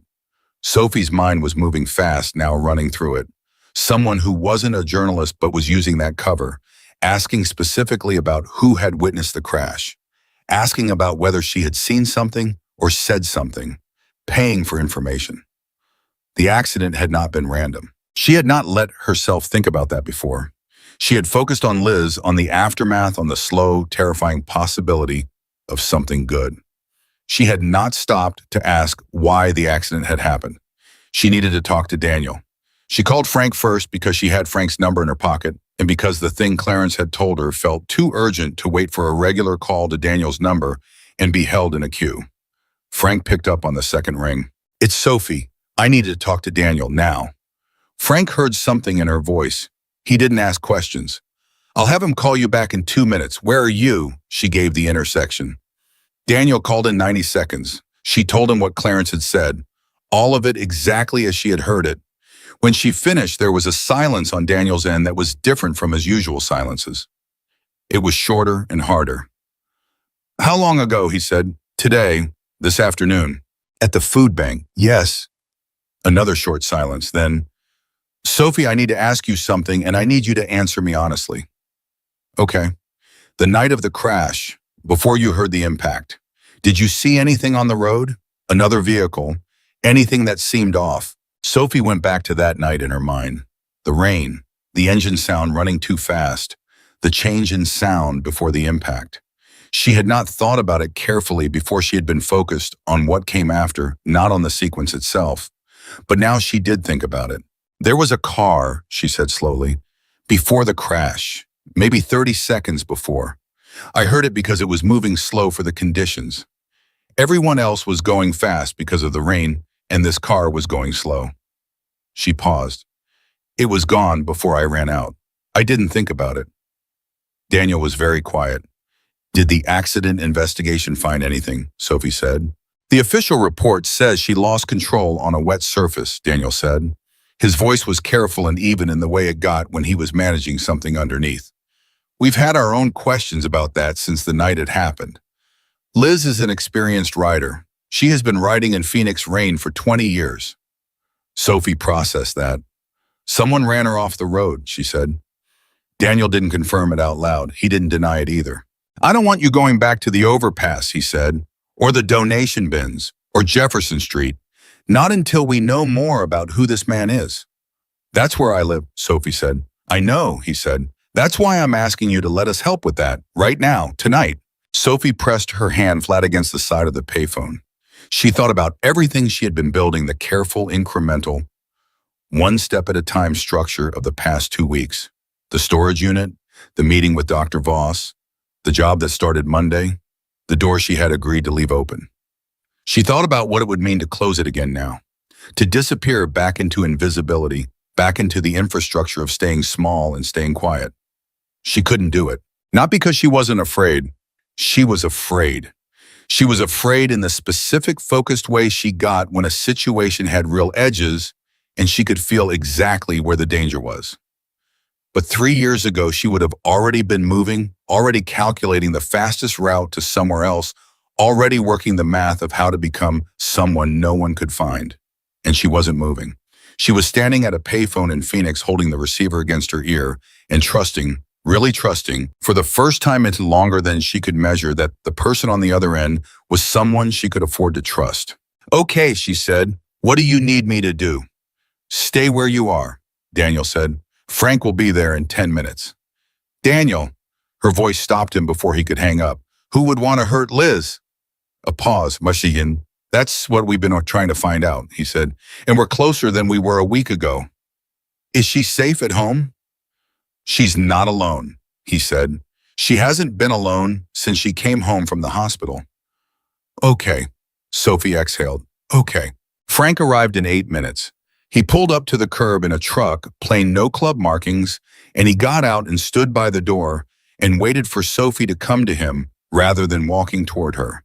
And she noted that too, the same consideration, the same deliberate giving of space that seemed to be the language everyone in Daniel Carter's orbit had been taught to speak around her.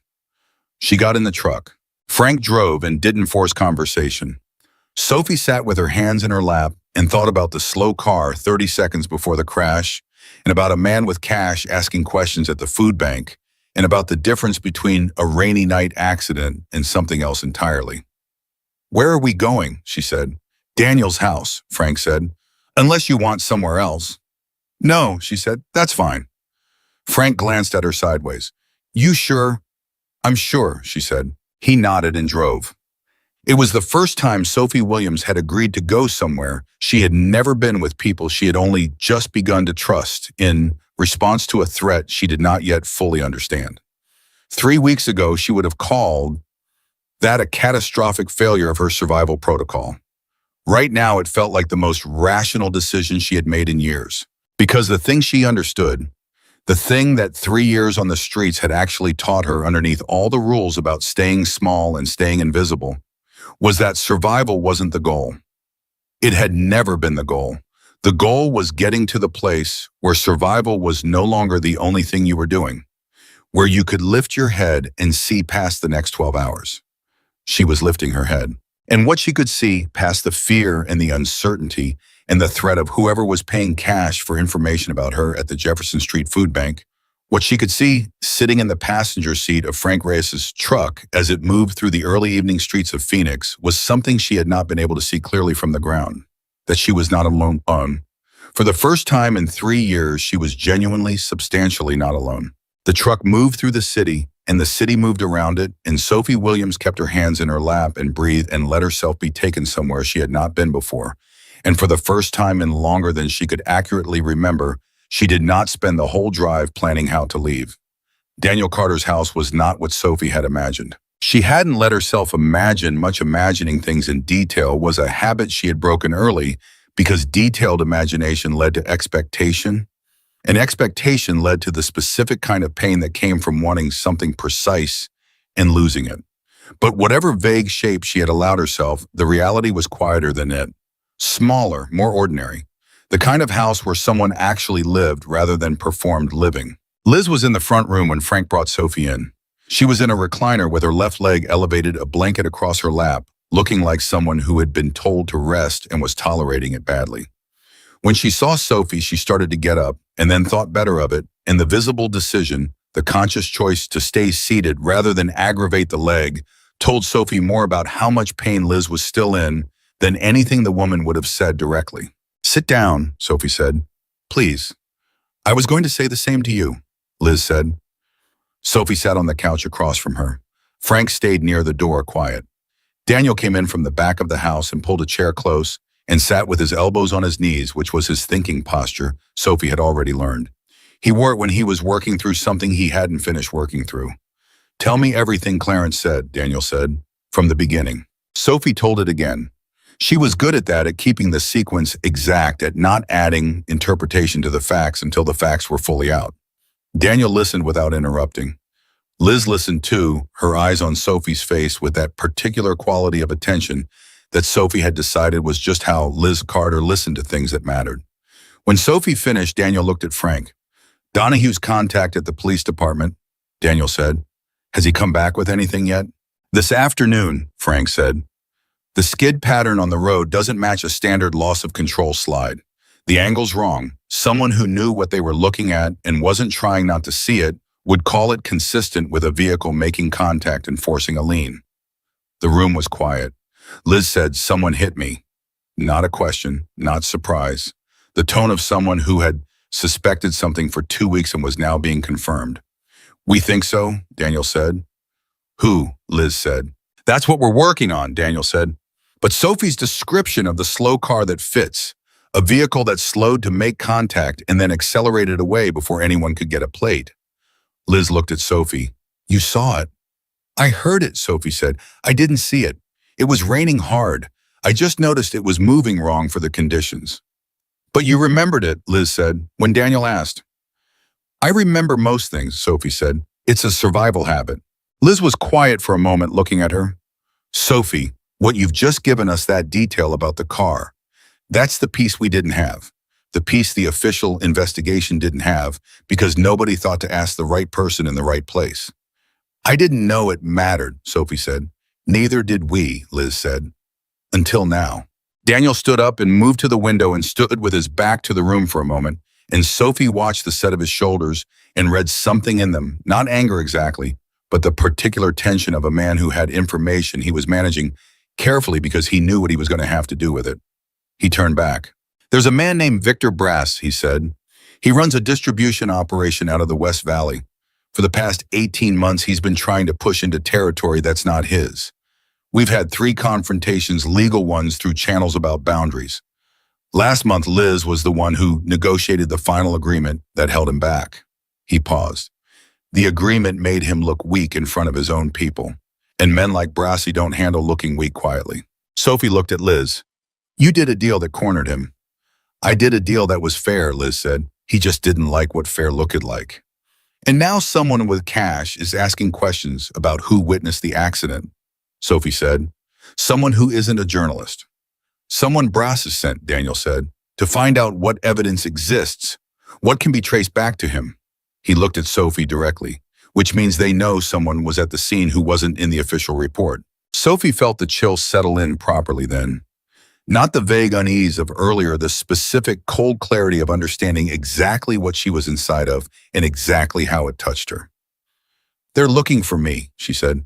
"They're looking for whoever was at the overpass," Daniel said. "They don't have a name yet, but the Jefferson Street Food Bank is close, and people talk, and it's only a matter of time before someone connects the girl who helps at the food bank with the girl who was under the overpass." Sophie's hands were flat on her knees. She was thinking fast. "So what do we do?" Daniel sat back down. "First thing, you don't go back to your usual locations. Not yet. You stay here tonight. Tomorrow we figure out next steps." "Margaret," Sophie said immediately. "What about her? Her? She's at the parking structure. If Brass's people are tracking my connections, they'll find her. She doesn't know any of this." Daniel looked at Frank. Frank was already moving toward the door. "I'll get her," Frank said. "Where exactly?" Sophie gave him the address and the specific location within the structure, the details that made it findable to someone who knew what they were looking for. "She'll be suspicious," Sophie said. "Tell her? Tell her." Sophie said the thermos needs refilling. Frank paused with his hand on the door. "Is that code for something?" "It means I trust you enough to send you." Sophie said, "She'll understand." Frank left. Daniel looked at Sophie for a moment. "That's good thinking." "That's just thinking," Sophie said. "I do it when I'm scared." "You don't look scared," Liz said. "I learned how not to look it," Sophie said. "Doesn't mean I'm not." Liz nodded slowly. "What do you need right now?" "Honestly," Sophie thought about it, "to understand what my options are. All of them, not just the ones you think I should take." Daniel leaned forward. "Fair. Option 1, you disappear. New part of the city, new routines. We help you establish that. Brass's people can't find what they can't locate, and if enough time passes without them finding a witness, the trail goes cold. He paused. Option 2, you talk to the detective who handled the accident report. Give your statement about the slow car. Make it official. Once it's official, there's less reason to silence the witness because the information is already in the system. Less reason, Sophie said. Not no reason. Correct, Daniel said. Option 3, you stay close to us. You have protection, and we continue our own investigation in parallel. The goal is to build enough of a case that Brass becomes the target instead of a threat. Sophie looked at each option the way she would look at a map for the actual distances, the real terrain, not the version that was drawn to look shorter than it was. Option 1 is temporary, she said. I disappear and the problem doesn't. It just waits. Yes, Daniel said. Option 2 puts me in contact with the police, she said, which has a history of going badly for people like me. Daniel didn't argue with that. Option 3 means I'm inside something I don't fully understand yet, she said, with people I've known for 2 weeks, about a conflict I had nothing to do with. Yes, Daniel said. Oh, those are the real costs. I'm not going to pretend otherwise. Liz spoke. Can I say something? Sophie looked at her. Whatever you decide, and I mean that whatever you decide, you are not responsible for any of this, Liz said. You did not cause this. You walked into it in the dark because you heard someone screaming, and now it's in your life because the world is not fair and danger doesn't check whether you deserve it before it finds you. Her voice was steady and clear and completely without self-pity. That being said, you are one of the most capable people I have met in 51 years of living. And I think you know what you want to do. I think you knew before you asked about the options. Sophie looked at her hands. The bandages were gone now, 3 weeks out, just the faint pink of healed skin at the palms. I'm not disappearing, Sophie said. I didn't think so, Liz said. Not because I'm brave, Sophie said. Because option 1 means spending the rest of my life checking over my shoulder for something I could have addressed. I've been checking over my shoulder for 3 years. I'm tired of it. Daniel nodded, not with satisfaction, with respect. Then we do options 2 and 3 simultaneously, he said. You give a statement to a detective I trust, a woman named Ortega, who is clean and who has been building a case on Brasso for 8 months independently. Your information about the slow car connects to physical evidence she already has. And in the meantime, you stay close to us. And my job, Sophie said, Monday with Dr. Voss. Daniel didn't hesitate. Still Monday. Dr. Voss's clinic is on our southwest boundary. You'll have people close without it looking like you do. You'll live your life. You just won't be invisible doing it. Sophie was quiet. I want one more thing, she said. Name it. Margaret comes with me. Whatever arrangement I have, she's part of it. She's been on the streets for 8 years. She has health issues she can't afford to manage. If I'm getting help, she gets help. The room was completely still for a moment. Daniel looked at Liz. Liz looked at Daniel. Something passed between them that was fast and complete and didn't need words. Done, Daniel said. Sophie looked at him, at the steadiness of him, at the way he said that single word like it was simple, like it cost nothing to extend the same care outward by one more degree when the person asking had already shown him who she was. She felt something break open in her chest in a way she hadn't felt since she was 15 years old, and her mother was still alive and the world was still the size that it was supposed to be when you were 15. She didn't cry, but it was close. Okay, she said. Her voice was even. Okay, then let's talk about Detective Ortega. Frank came back with Margaret 40 minutes later. Margaret walked into the house and looked at everything in it with the careful, measured gaze of a woman who had lived a long time and learned not to assign trust faster than it was earned. She looked at Daniel, she looked at Liz, she looked at Sophie. You're all right, Margaret said to Sophie, not a question. I'm all right, Sophie said. You sent a large man to find I in the parking structure. I know, I'm sorry about that.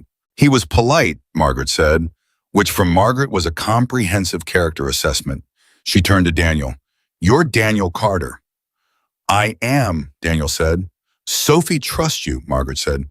I'm choosing to extend that to myself provisionally. Don't make me regret it. I'll try very hard not to, Daniel said. Margaret sat down in the chair that Frank had quietly vacated for her and accepted the cup of coffee that Liz had asked someone to bring from the kitchen, and she held it in both hands, the exact gesture Sophie always made with a warm cup, and she looked around the room and said, "All right, tell me what's going on." They told her. All of it. Daniel walked her through the brass situation with the same directness he'd used with Sophie, no softening, no condescension, and Sophie watched Margaret's face while she listened, the way she absorbed information, the tiny movements of her expression that most people wouldn't catch. When Daniel finished, Margaret was quiet for a moment. "This man Brassa," she said, "he sent someone to the food bank." "We believe so," Daniel said. "Jefferson Street Food Bank," Margaret said. "Sophie volunteers there. She has for 2 years. She paused. "There's a man there, works the afternoon shift. He's been odd lately, asking things he doesn't usually ask. I didn't think anything of it, but—" She stopped. Everyone in the room focused on her. "His name," Daniel said. "They call him Pete," Margaret said. "I don't know his last name, but he started asking 2 weeks ago whether anyone knew who was camped under the Union Street overpass. Said he was trying to organize outreach." She looked at Sophie. "I thought it was just outreach. I didn't connect it." Sophie felt it snap into place. "Pete knew my camp. He'd seen me there. If Brass's people found him and showed him a description, he could have pointed them directly at you," Daniel finished. The room held this for a moment. "I need to call Ortega," Daniel said. He was already standing. "Wait," Sophie said. He stopped. "If you call her now tonight, it puts everything in motion immediately," Sophie said. She was thinking out loud, which she rarely did in front of other people, but the room felt safe enough for it. "Once that happens, Brass's people know we're moving. They'll either pull back, which protects me but loses you evidence, or they'll accelerate. And if they accelerate, the first thing they do is find the last loose thread." She paused. "Pete." Daniel looked at her. "Pete probably doesn't know what he did," Sophie said, "or didn't know what he was being used for. But if Brass's people think Pete is a liability, they clean up their loose threads," Frank said from the doorway. "Yes," Sophie said. Daniel stood very still for a moment. Then he reached for his phone. "I'll call Ortega and Donahue simultaneously." Ortega moves to bring Pete in for his own protection. Donahue covers the food bank tonight in case anyone comes back. He looked at Sophie.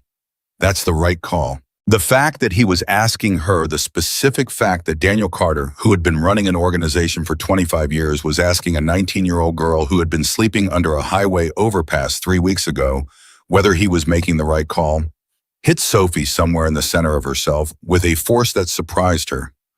"That's the right call," she said. He made the calls, both of them, standing in the middle of the room without going elsewhere for privacy, which Sophie also noted. He wasn't hiding anything from her, even in the logistics. Ortega picked up on the second ring. The conversation was brief and professional and told Sophie, who was listening carefully, that this was a woman who was already oriented toward this situation, who had been tracking it for longer than tonight, who was not surprised by the new information, but was clearly energized by it. The call lasted 4 minutes. When Daniel hung up, he said, "She wants to meet with you tomorrow.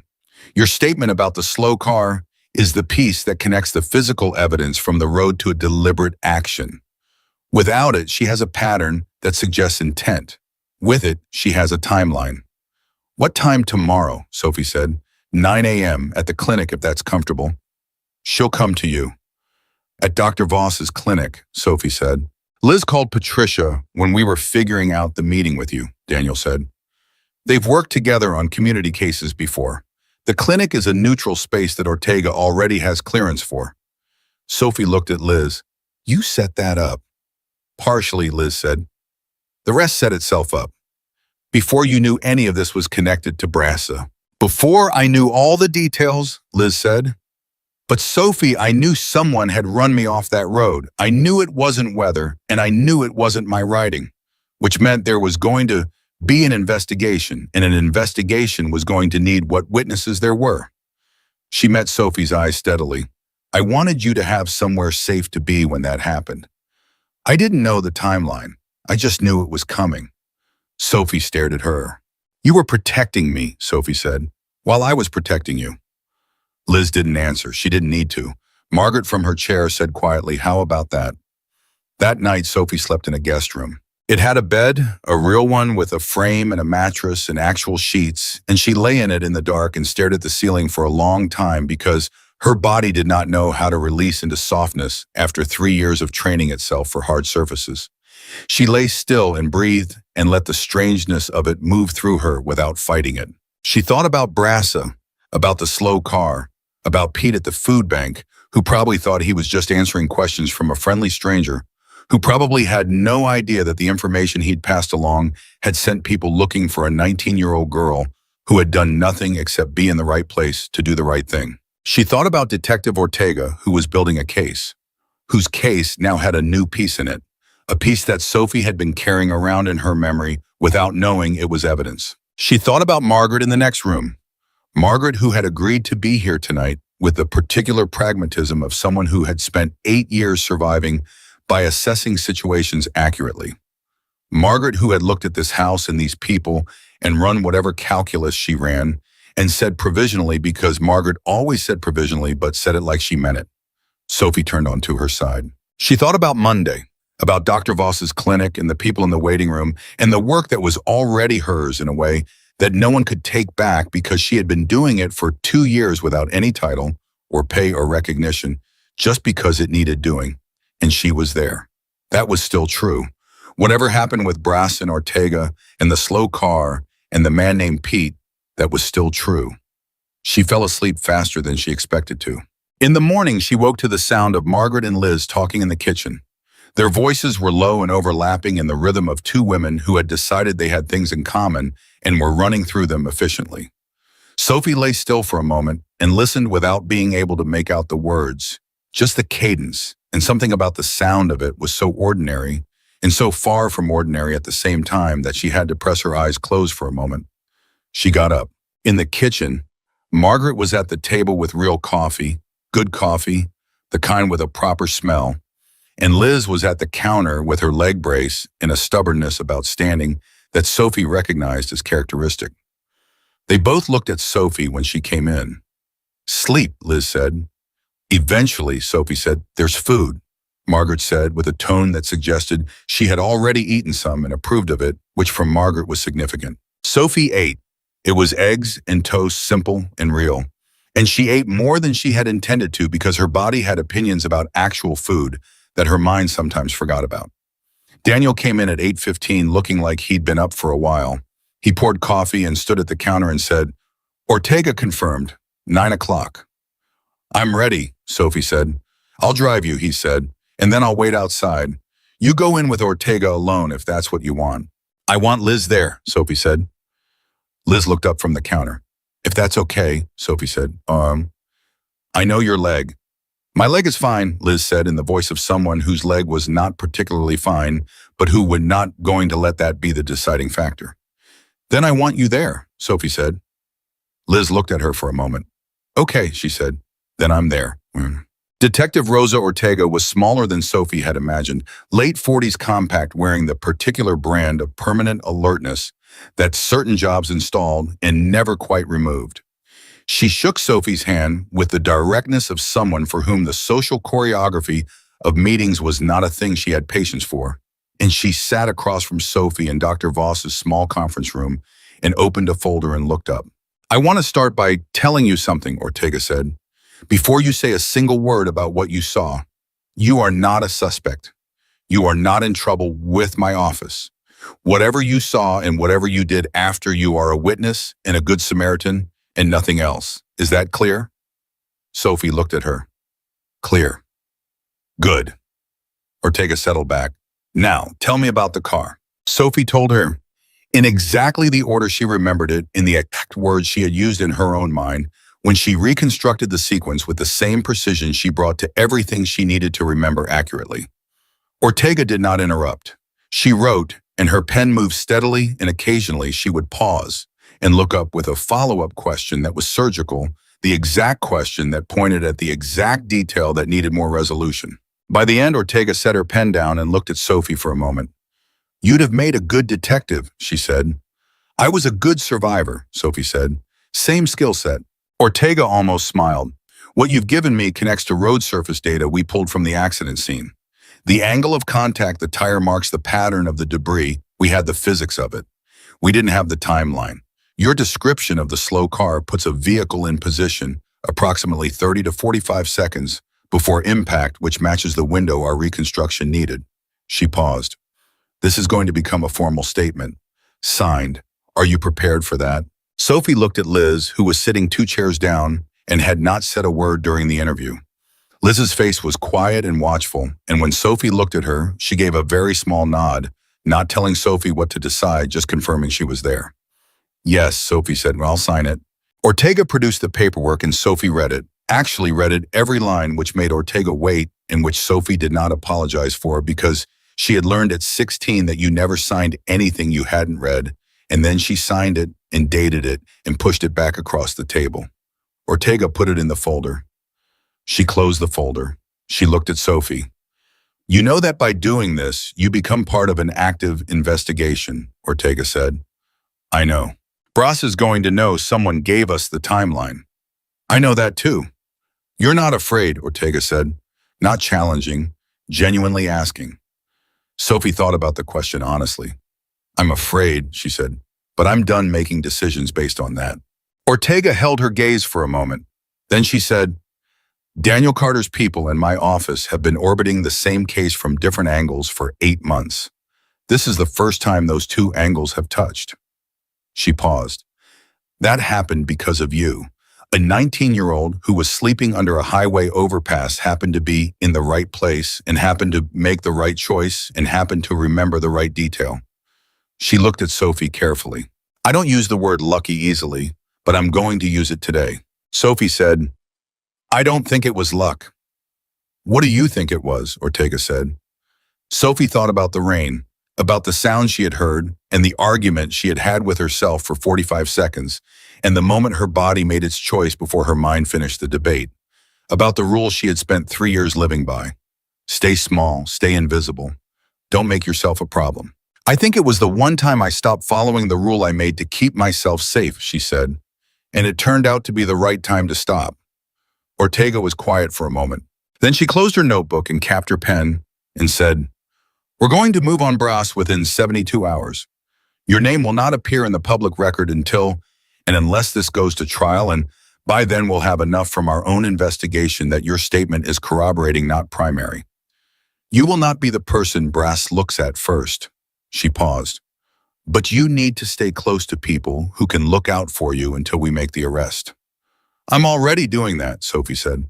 Ortega stood and shook Sophie's hand again, then Liz's, and she left the way she had arrived efficiently. No excess motion, like someone who had a great deal to do and had already begun doing the next thing in her mind before she had finished the current one. The room was quiet. Liz looked at Sophie. Sophie looked back at her. How do you feel? Liz said. Sophie thought about it honestly. She felt the weight of the signed statement in the room. The solidity of it, the way something that had only been in her memory for 3 weeks was now outside of her, in a folder, in a system that was actually going to use it. She felt the strange lightness of that, the unburdening. Like I put something down that I didn't know I was carrying, she said. Liz nodded slowly. That's what the truth feels like, she said, when you finally give it to the right person. Sophie looked at her hands again, the healed palms, the faint pink lines of where the metal had caught her. She had walked into the dark 3 weeks ago with these hands and moved a motorcycle off a woman she had never met and stayed until help came and walked away with nothing except the cold and the lost jacket and the knowledge that she had done the only thing she was able to do. And now she was here, in a conference room in a medical clinic with a signed statement in a detective's folder and a job starting Monday, in a storage unit with a key and a room last night, with a real bed and 2 cups of good coffee this morning, and a woman sitting across from her who looked at her like she was exactly who she was and found that to be enough. Sophie Williams had not yet processed all of it. She knew that. She knew there was a great deal ahead, the arrest, the case, the adjustments and setbacks and learning curves of a life that was changing shape faster than she could fully track. She knew that Monday would be the start of something and not the end of something, and that the difference between those 2 things mattered. But right now, in this room with Liz Carter watching her with those clear gray eyes right now, Sophie let herself feel it. All of it. The fear and the exhaustion and the grief for the 3 years and the first terrifying edges of something she still didn't have the right word for. Something that lived just past surviving.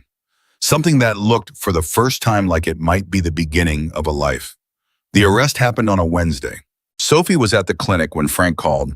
She was in the middle of helping an older man named Ruben, 63, diabetic, hadn't seen a doctor in 4 years, fill out the intake paperwork that Dr. Voss required before she could formally add someone to the outreach roster. Sophie had been coaching Ruben through it for 20 minutes because his hands shook badly and his reading glasses were broken, and he was deeply embarrassed about both of those things. And she had learned in her first week at the clinic that the paperwork was often the highest wall between people who needed care and the care itself. So she sat with him and read the questions aloud and wrote his answers in her own steady handwriting and did not make him feel small for needing her to. Her phone buzzed on the table. She had a phone now, a simple one, prepaid, acquired in her second week. She glanced at the screen. Frank. Give me 1 minute, she told Ruben. She stepped into the hallway. Brass is in custody, Frank said. 45 minutes ago. Ortega's team moved at 6 this morning. They took him at his distribution facility with enough to charge him on the vehicle assault and 3 other counts they'd been building. A pause. It's done, Sophie.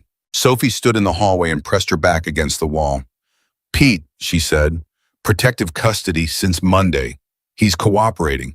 He didn't know what Brasa was using him for. He genuinely thought he was helping with outreach. Ortega confirmed that. Sophie exhaled. Clarence, she said, nobody touched him. Nobody touched anyone in your network. We had people closed the whole time. Sophie closed her eyes for a moment, just 1 moment. Then she opened them. Thank you, Frank, she said. Daniel wants to know if you can come by the house tonight. Tell him yes, she said, after 6. She went back to Ruben and his paperwork and finished what she had started, because Ruben's blood sugar and his broken glasses and his 4 years without a doctor did not pause for the resolution of other people's crises. She wrote his answers in her steady handwriting and walked him through the last 2 pages and handed the completed form to Dr. Voss's assistant and watched Ruben get called into the back and felt a specific satisfaction of a thing completed that mattered to the person it was done for. Then she went into the small supply room that Dr. Voss used as a break room, and she sat in the chair by the window, and she let herself feel the Wednesday morning borough fully for the first time since it had started. Brass was in custody. She was safe. The slow car, the crash, the rain, the 45 seconds of argument with herself before she stood up and ran toward the sound of screaming. The 14 stitches, the blood-stained jacket, the note on hospital notepaper, the payphone on 12th Street, the signed statement, the real bed, the good coffee, the intake forms.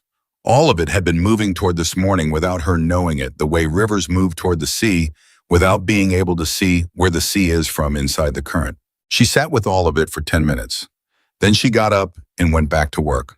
By the time she arrived at Daniel's house that evening, the energy inside it was different from anything she had felt there before. There were more people, not a crowd, but more than the quiet household she had been moving through for the past weeks. 6 or 7 people she recognized from various edges of the chapter's orbit, people who had been in the field during the search, people Frank had introduced in passing. One woman named Deb, who ran the chapter's family support network and who had a laugh that filled whatever room she was in. Liz was up, really up, not in the recliner, not in the brace, moving carefully but moving. And when Sophie came through the door, Liz crossed the room to her with a steadiness that was different from last week, like the leg had decided it was done being a limitation for tonight. She put both hands on Sophie's shoulders and looked at her. You okay, Liz said. Yes, Sophie said. Frank told you this morning. He called while I was helping someone with paperwork, Sophie said. I finished the paperwork first. Liz looked at her for a moment. Something moved across her face, that thing Sophie had first seen in the rain, that unnameable thing that she now had a better name for. It was recognition. It was the look of one person seeing another person clearly and finding exactly who they expected. Of course you did, Liz said. Daniel was across the room talking to 2 men. Sophie half recognized, and when he saw her, he excused himself and came over, and he shook her hand. Not the greeting handshake, the other kind, the one with both hands and real weight behind it. It's over, he said. Is it actually over? Sophie said. Brassi will have lawyers. He'll have lawyers, Daniel said. But Ortega has the road evidence, your timeline, Pete's testimony, and 8 months of their own investigation. She was building a case that didn't need us to win. We just helped her close the last gaps. He paused. It's over, Sophie. Sophie looked at him. She believed him. That was the thing, she had arrived at the place where she believed him, and she couldn't identify the exact moment when that had happened, just that it had somewhere between the diner on Van Buren and the paperwork this morning and all the days in between. Margaret, she said, have you talked to her today? She's coming later, Daniel said. Carmen's bringing her. Sophie nodded. There's something else, Daniel said. His voice shifted, not heavier, more deliberate, like he was placing something carefully. Sit down for a minute. They sat in the 2 chairs by the far wall, slightly away from the rest of the room, the way Daniel always arranged serious conversations, not hidden, just separated enough to be distinct. We've been talking, Daniel said. Liz and I, and Frank, and Patricia Voss. He folded his hands. Dr. Voss wants to formalize your position at the clinic, not just the community health worker role. She's been watching you for 3 weeks, and she wants to build a training program around what you already do, teaching other outreach workers the triage methodology you've developed. She said you have a system that took her 20 years to develop organically, and you built it in 3 years out of necessity, and she doesn't want to let that go to waste on a single clinic. Sophie stared at him. A training program, she said. It would take time to build, Daniel said. You'd still be doing the direct work. But eventually, she sees this becoming something larger. A certification program for community health outreach workers who come from the communities they serve. He paused. She said that last part specifically. From the communities they serve. Not outsiders coming in. People who already know. Sophie was quiet. That's not the only thing, Daniel said. She looked at him. There's a house, he said, on the south side of Garfield. 3 bedrooms, good condition, chapter-owned property that's been sitting empty for a year. We want you and Margaret to have it. Not as charity, as a base, a place where Margaret can be stable and where you can actually rest when you're not working, and where there's room for the kind of informal support network you've been running for 2 years to have a real home. He held her gaze. Margaret knows about this. I asked her before I asked you because I felt like she deserved to be consulted directly. Sophie said, what did she say? She said she'd ask for a better thermos, Daniel said. Sophie laughed. It came out abrupt and genuine and slightly surprised, the way real laughter does when it arrives before you've decided to let it. Daniel's face broke into something that was also real, not the managed expression of a man making a transaction, but the actual face of someone who was glad. Sophie, he said, when the room settled back, none of this is about obligation. None of it is about what you did for Liz. Those things are separate, boys. What you did for Liz is already complete. It exists on its own, and nothing we do now changes it or pays it back or needs to. He leaned forward slightly. This is about who you are. This is about the fact that you have been doing alone, without support, without recognition, without anything but your own sense of what was right. The exact work that this club has been trying to do in this community for years. You've been doing it better than we have, and we want to support that because it deserves to be supported. Not because of one night, because of who you've been every day before and after that night. Sophie looked at her hands, the healed palms, the faint pink lines. I need to talk to Margaret, she said. Of course, he said. Before I say yes to any of it, I need to talk to Margaret. She'll be here in an hour, he said. Take whatever time you need. Sophie stood up. She needed to move, needed the physical activity of walking through the house, past the people talking, and the woman named Deb, with the large laugh, and the kitchen where Liz was now standing with someone Sophie didn't know, easy and warm, the leg holding. She moved through all of it and out to the back of the house and stood in the open air. The sky was going dark.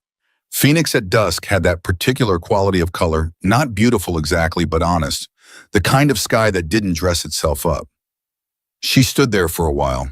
She thought about a 16-year-old girl standing outside a group home with a backpack that had everything she owned in it, having just understood that the system that was supposed to protect her had filed her in the wrong drawer and moved on. She thought about the first night under the Morrison Street awning, about learning to read the city the way you read a language, not from a book, but from immersion, from necessity, from making the wrong guess once and not making it again. About Clarence and the food bank, about Margaret's folding chair, and the tape thermos and the question she had asked on that first night, what do you know how to do? About Reuben this morning, his shaking hands and his broken glasses, and 4 years without a doctor, and the paperwork that Sophie had sat with him through without making him feel small. About a rainy night and a crash and 45 seconds of argument with herself. She heard the door behind her and turned. It was Liz, moving carefully but moving. She came out and stood beside Sophie and looked at the darkening sky and didn't say anything right away. Daniel told you, Sophie said. I was there when he told you, Liz said. I was watching from the kitchen. Were you listening? I was listening, Liz said, not apologizing for it, just confirming. Sophie looked at the scheme and, it's a lot. It is, Liz said. I'm scared of wanting it. I know. I keep waiting for the part where it goes wrong, Sophie said. Some condition I missed, some catch in the fine print. Liz was quiet for a moment. There's no fine print, she said. I know that's what you've learned to look for. I know the world taught you that every good thing has a catch, and every door that opens is probably a door into something worse. She paused. But Sophie, you signed a statement with a detective and told the truth in a room with real consequences. You started a job 3 days after your life was in a different kind of danger. You went back to the paperwork this morning after Frank called you with the news because someone else needed the paperwork finished. She turned to look at her. You already know how to do this. You've been doing it. The only thing that's changing is that now you have the right conditions. Sophie looked at her. What if I mess it up? Sophie said. It came out smaller than everything else she'd said. More honest. More 16 than 19. Liz said, then you mess it up and we figure out the next thing. That's how it works. That's how it works for everyone. Her voice was not gentle in the way that softened things. It was gentle in the way that held them at full weight without flinching. You are not auditioning. You already got the part. This is just the part where you show up. Sophie pressed her lips together. She was not going to cry. She had held this for 3 years without crying, and she was not going to do it in someone's backyard in Phoenix at dusk. But it was close. It was closer than it had been in a very long time. Okay, she said. Her voice was steady. She made it steady. Okay, Liz said. Okay, Sophie said. I'll talk to Margaret. And then yes, to all of it. Liz was quiet for a moment. And then she did something Sophie hadn't expected. She reached out and put her arm around Sophie's shoulders and held her there. Not a hug exactly, more like a mooring. Like you put your arm around someone when you want them to feel the weight of your presence without the performance of an embrace. And Sophie, who had not been held by anyone in longer than she could accurately track, stood inside that steadiness and breathed. After a moment, she said, your leg. My leg is fine, Liz said. You keep saying that.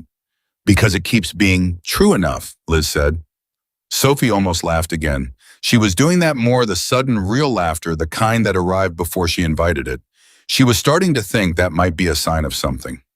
Margaret arrived 45 minutes later. Carmen brought her in the same way she brought everything efficiently, quietly already done, by the time you noticed it was happening. Margaret walked into the house and looked at the room, which had expanded since Sophie arrived. More people now, a warmth to it that came from gathering rather than from any single element. She found Sophie near the kitchen door, and they stood together for a moment without speaking, the way they had always stood together when there was something large to be addressed. Daniel told you, Sophie said. He called this afternoon, Margaret said. Before you got there, showed more sense than I expected. And I told him the thermos thing, Margaret said, which you apparently already know about. He told me. Margaret looked at her. The full look, the reading you look that Sophie had learned in 14 months to recognize as the most honest form of attention she had ever been on the receiving end of. How are you? Margaret said. Not how do you feel about the offer. How are you? I'm scared, Sophie said, and I want to say yes. Those two things can both be true, Margaret said. I know. Are you asking me to talk you out of it? Margaret said. No, Sophie said. Good, Margaret said, because I'm not going to. Sophie looked at her. You want this. I want you to have this, Margaret said carefully. I've watched you for 14 months hold other people up with your bare hands while you slept on concrete. I've watched you give away food when you didn't have enough for yourself. I've watched you build something real out of nothing with nobody watching because it was the right thing to do and you didn't know how to do anything else. She paused. Yes, I want you to have this. And I'm not too proud to say that I wouldn't mind a real roof myself. Sophie looked at her for a moment. Margaret, who had asked her on the first night, what do you know how to do, who had poured coffee into a thermos lid and held Sophie's hands while she cleaned the scrapes, who had said just leave the door open. The house has 3 bedrooms, Sophie said. Daniel mentioned any of that, Margaret said. You'd have your own room, Sophie said. I assumed, Margaret said.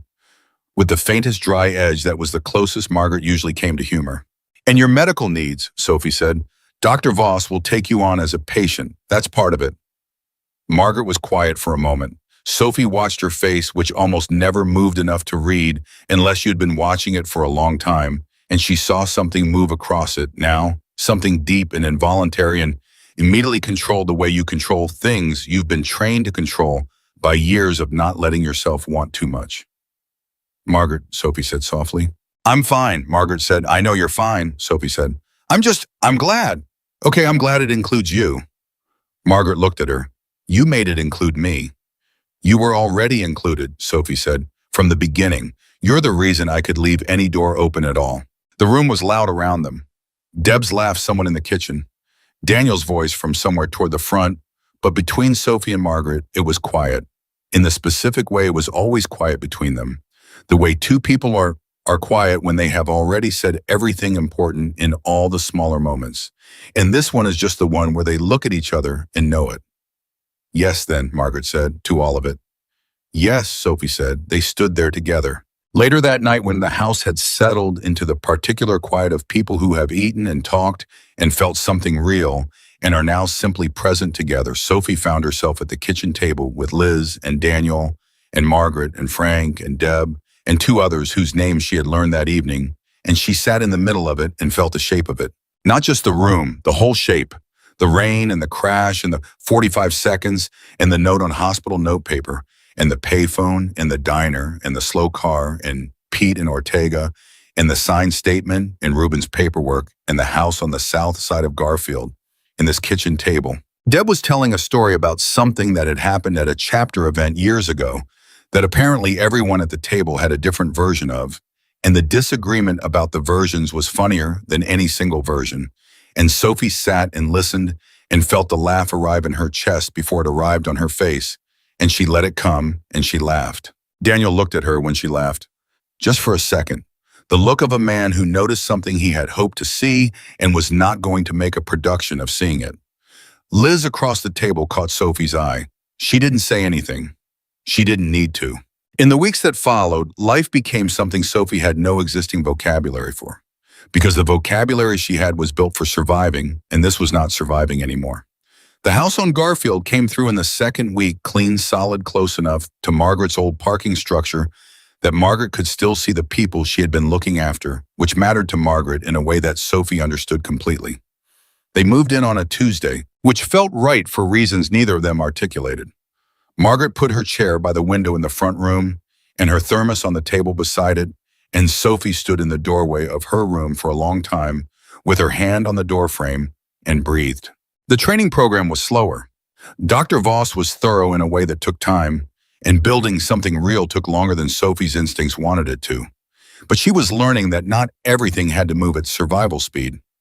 Some things grew better at the pace of intention. She went back to school in the evenings, online classes 2 nights a week in the direction of the credentials that Dr. Voss's program would eventually require. She was, as she had told Daniel in the hospital room, smart, and she was learning that smart meant something different when it had room and time and support. It meant you could go further than you had been able to go alone. She called Clarence every Wednesday. She went to the food bank on Thursdays, not as a recipient now, but still as a presence, still knowing where to stand, who needed what, how to move between the person who had something and the person who needed it. That part of her had not changed. She didn't want it to change. Pete came back to the food bank after 2 weeks. He found Sophie there, and he stood in front of her with the specific misery of someone who understood what he had done, even though he hadn't meant it, and he said, "I'm sorry, I didn't know what he was using me for. I should have known better." Sophie looked at him for a moment. She thought about the ways she had learned to assess a person, not by their worst decision, but by what they did after, by whether the remorse was real and the understanding was real and the willingness to stand in front of the person they'd hurt was real. I know you didn't mean it, she said. Come back on Thursday and help with the lunch line. That's how you make it right. He came back on Thursday. That was also how things worked. 3 months after the arrest, Ortega called. Brace pled out, she said. Vehicular assault conspiracy, 3 other counts. He's looking at 12 to 15. He won't be out of federal custody before you've finished your degree, your certification, and whatever you build next. Sophie sat at the kitchen table in the house on Garfield, with the phone against her ear and the morning light coming through the window. Okay, she said. That's it, Ortega said. Okay. I mean, thank you, Sophie said. And okay. Ortega was quiet for a moment. Then, I checked in on the outreach program. Dr. Voss sent me the preliminary proposal for the certification track. It's early days, Sophie said. It's impressive early days, Ortega said. I have a contact at the city's Department of Community Health. They've been looking for exactly this kind of model, peer-trained, community-embedded. I'd like to introduce you. Sophie was quiet. That's a bigger thing, she said. Yes, Ortega said. It is. I'll think about it, Sophie said. That's all I'm asking, Ortega said. And Sophie recognized the line, the same line Daniel had used, the same line that meant, I know you'll say yes when you're ready. I'm just making sure the door is there. She was learning that some doors didn't need to be pushed. They just needed to stay open. Margaret came into the kitchen while Sophie was still sitting with the phone. She looked at Sophie's face, read whatever she read there, and went to put the kettle on without asking. Good call, Margaret said. Brass pled out, Sophie said.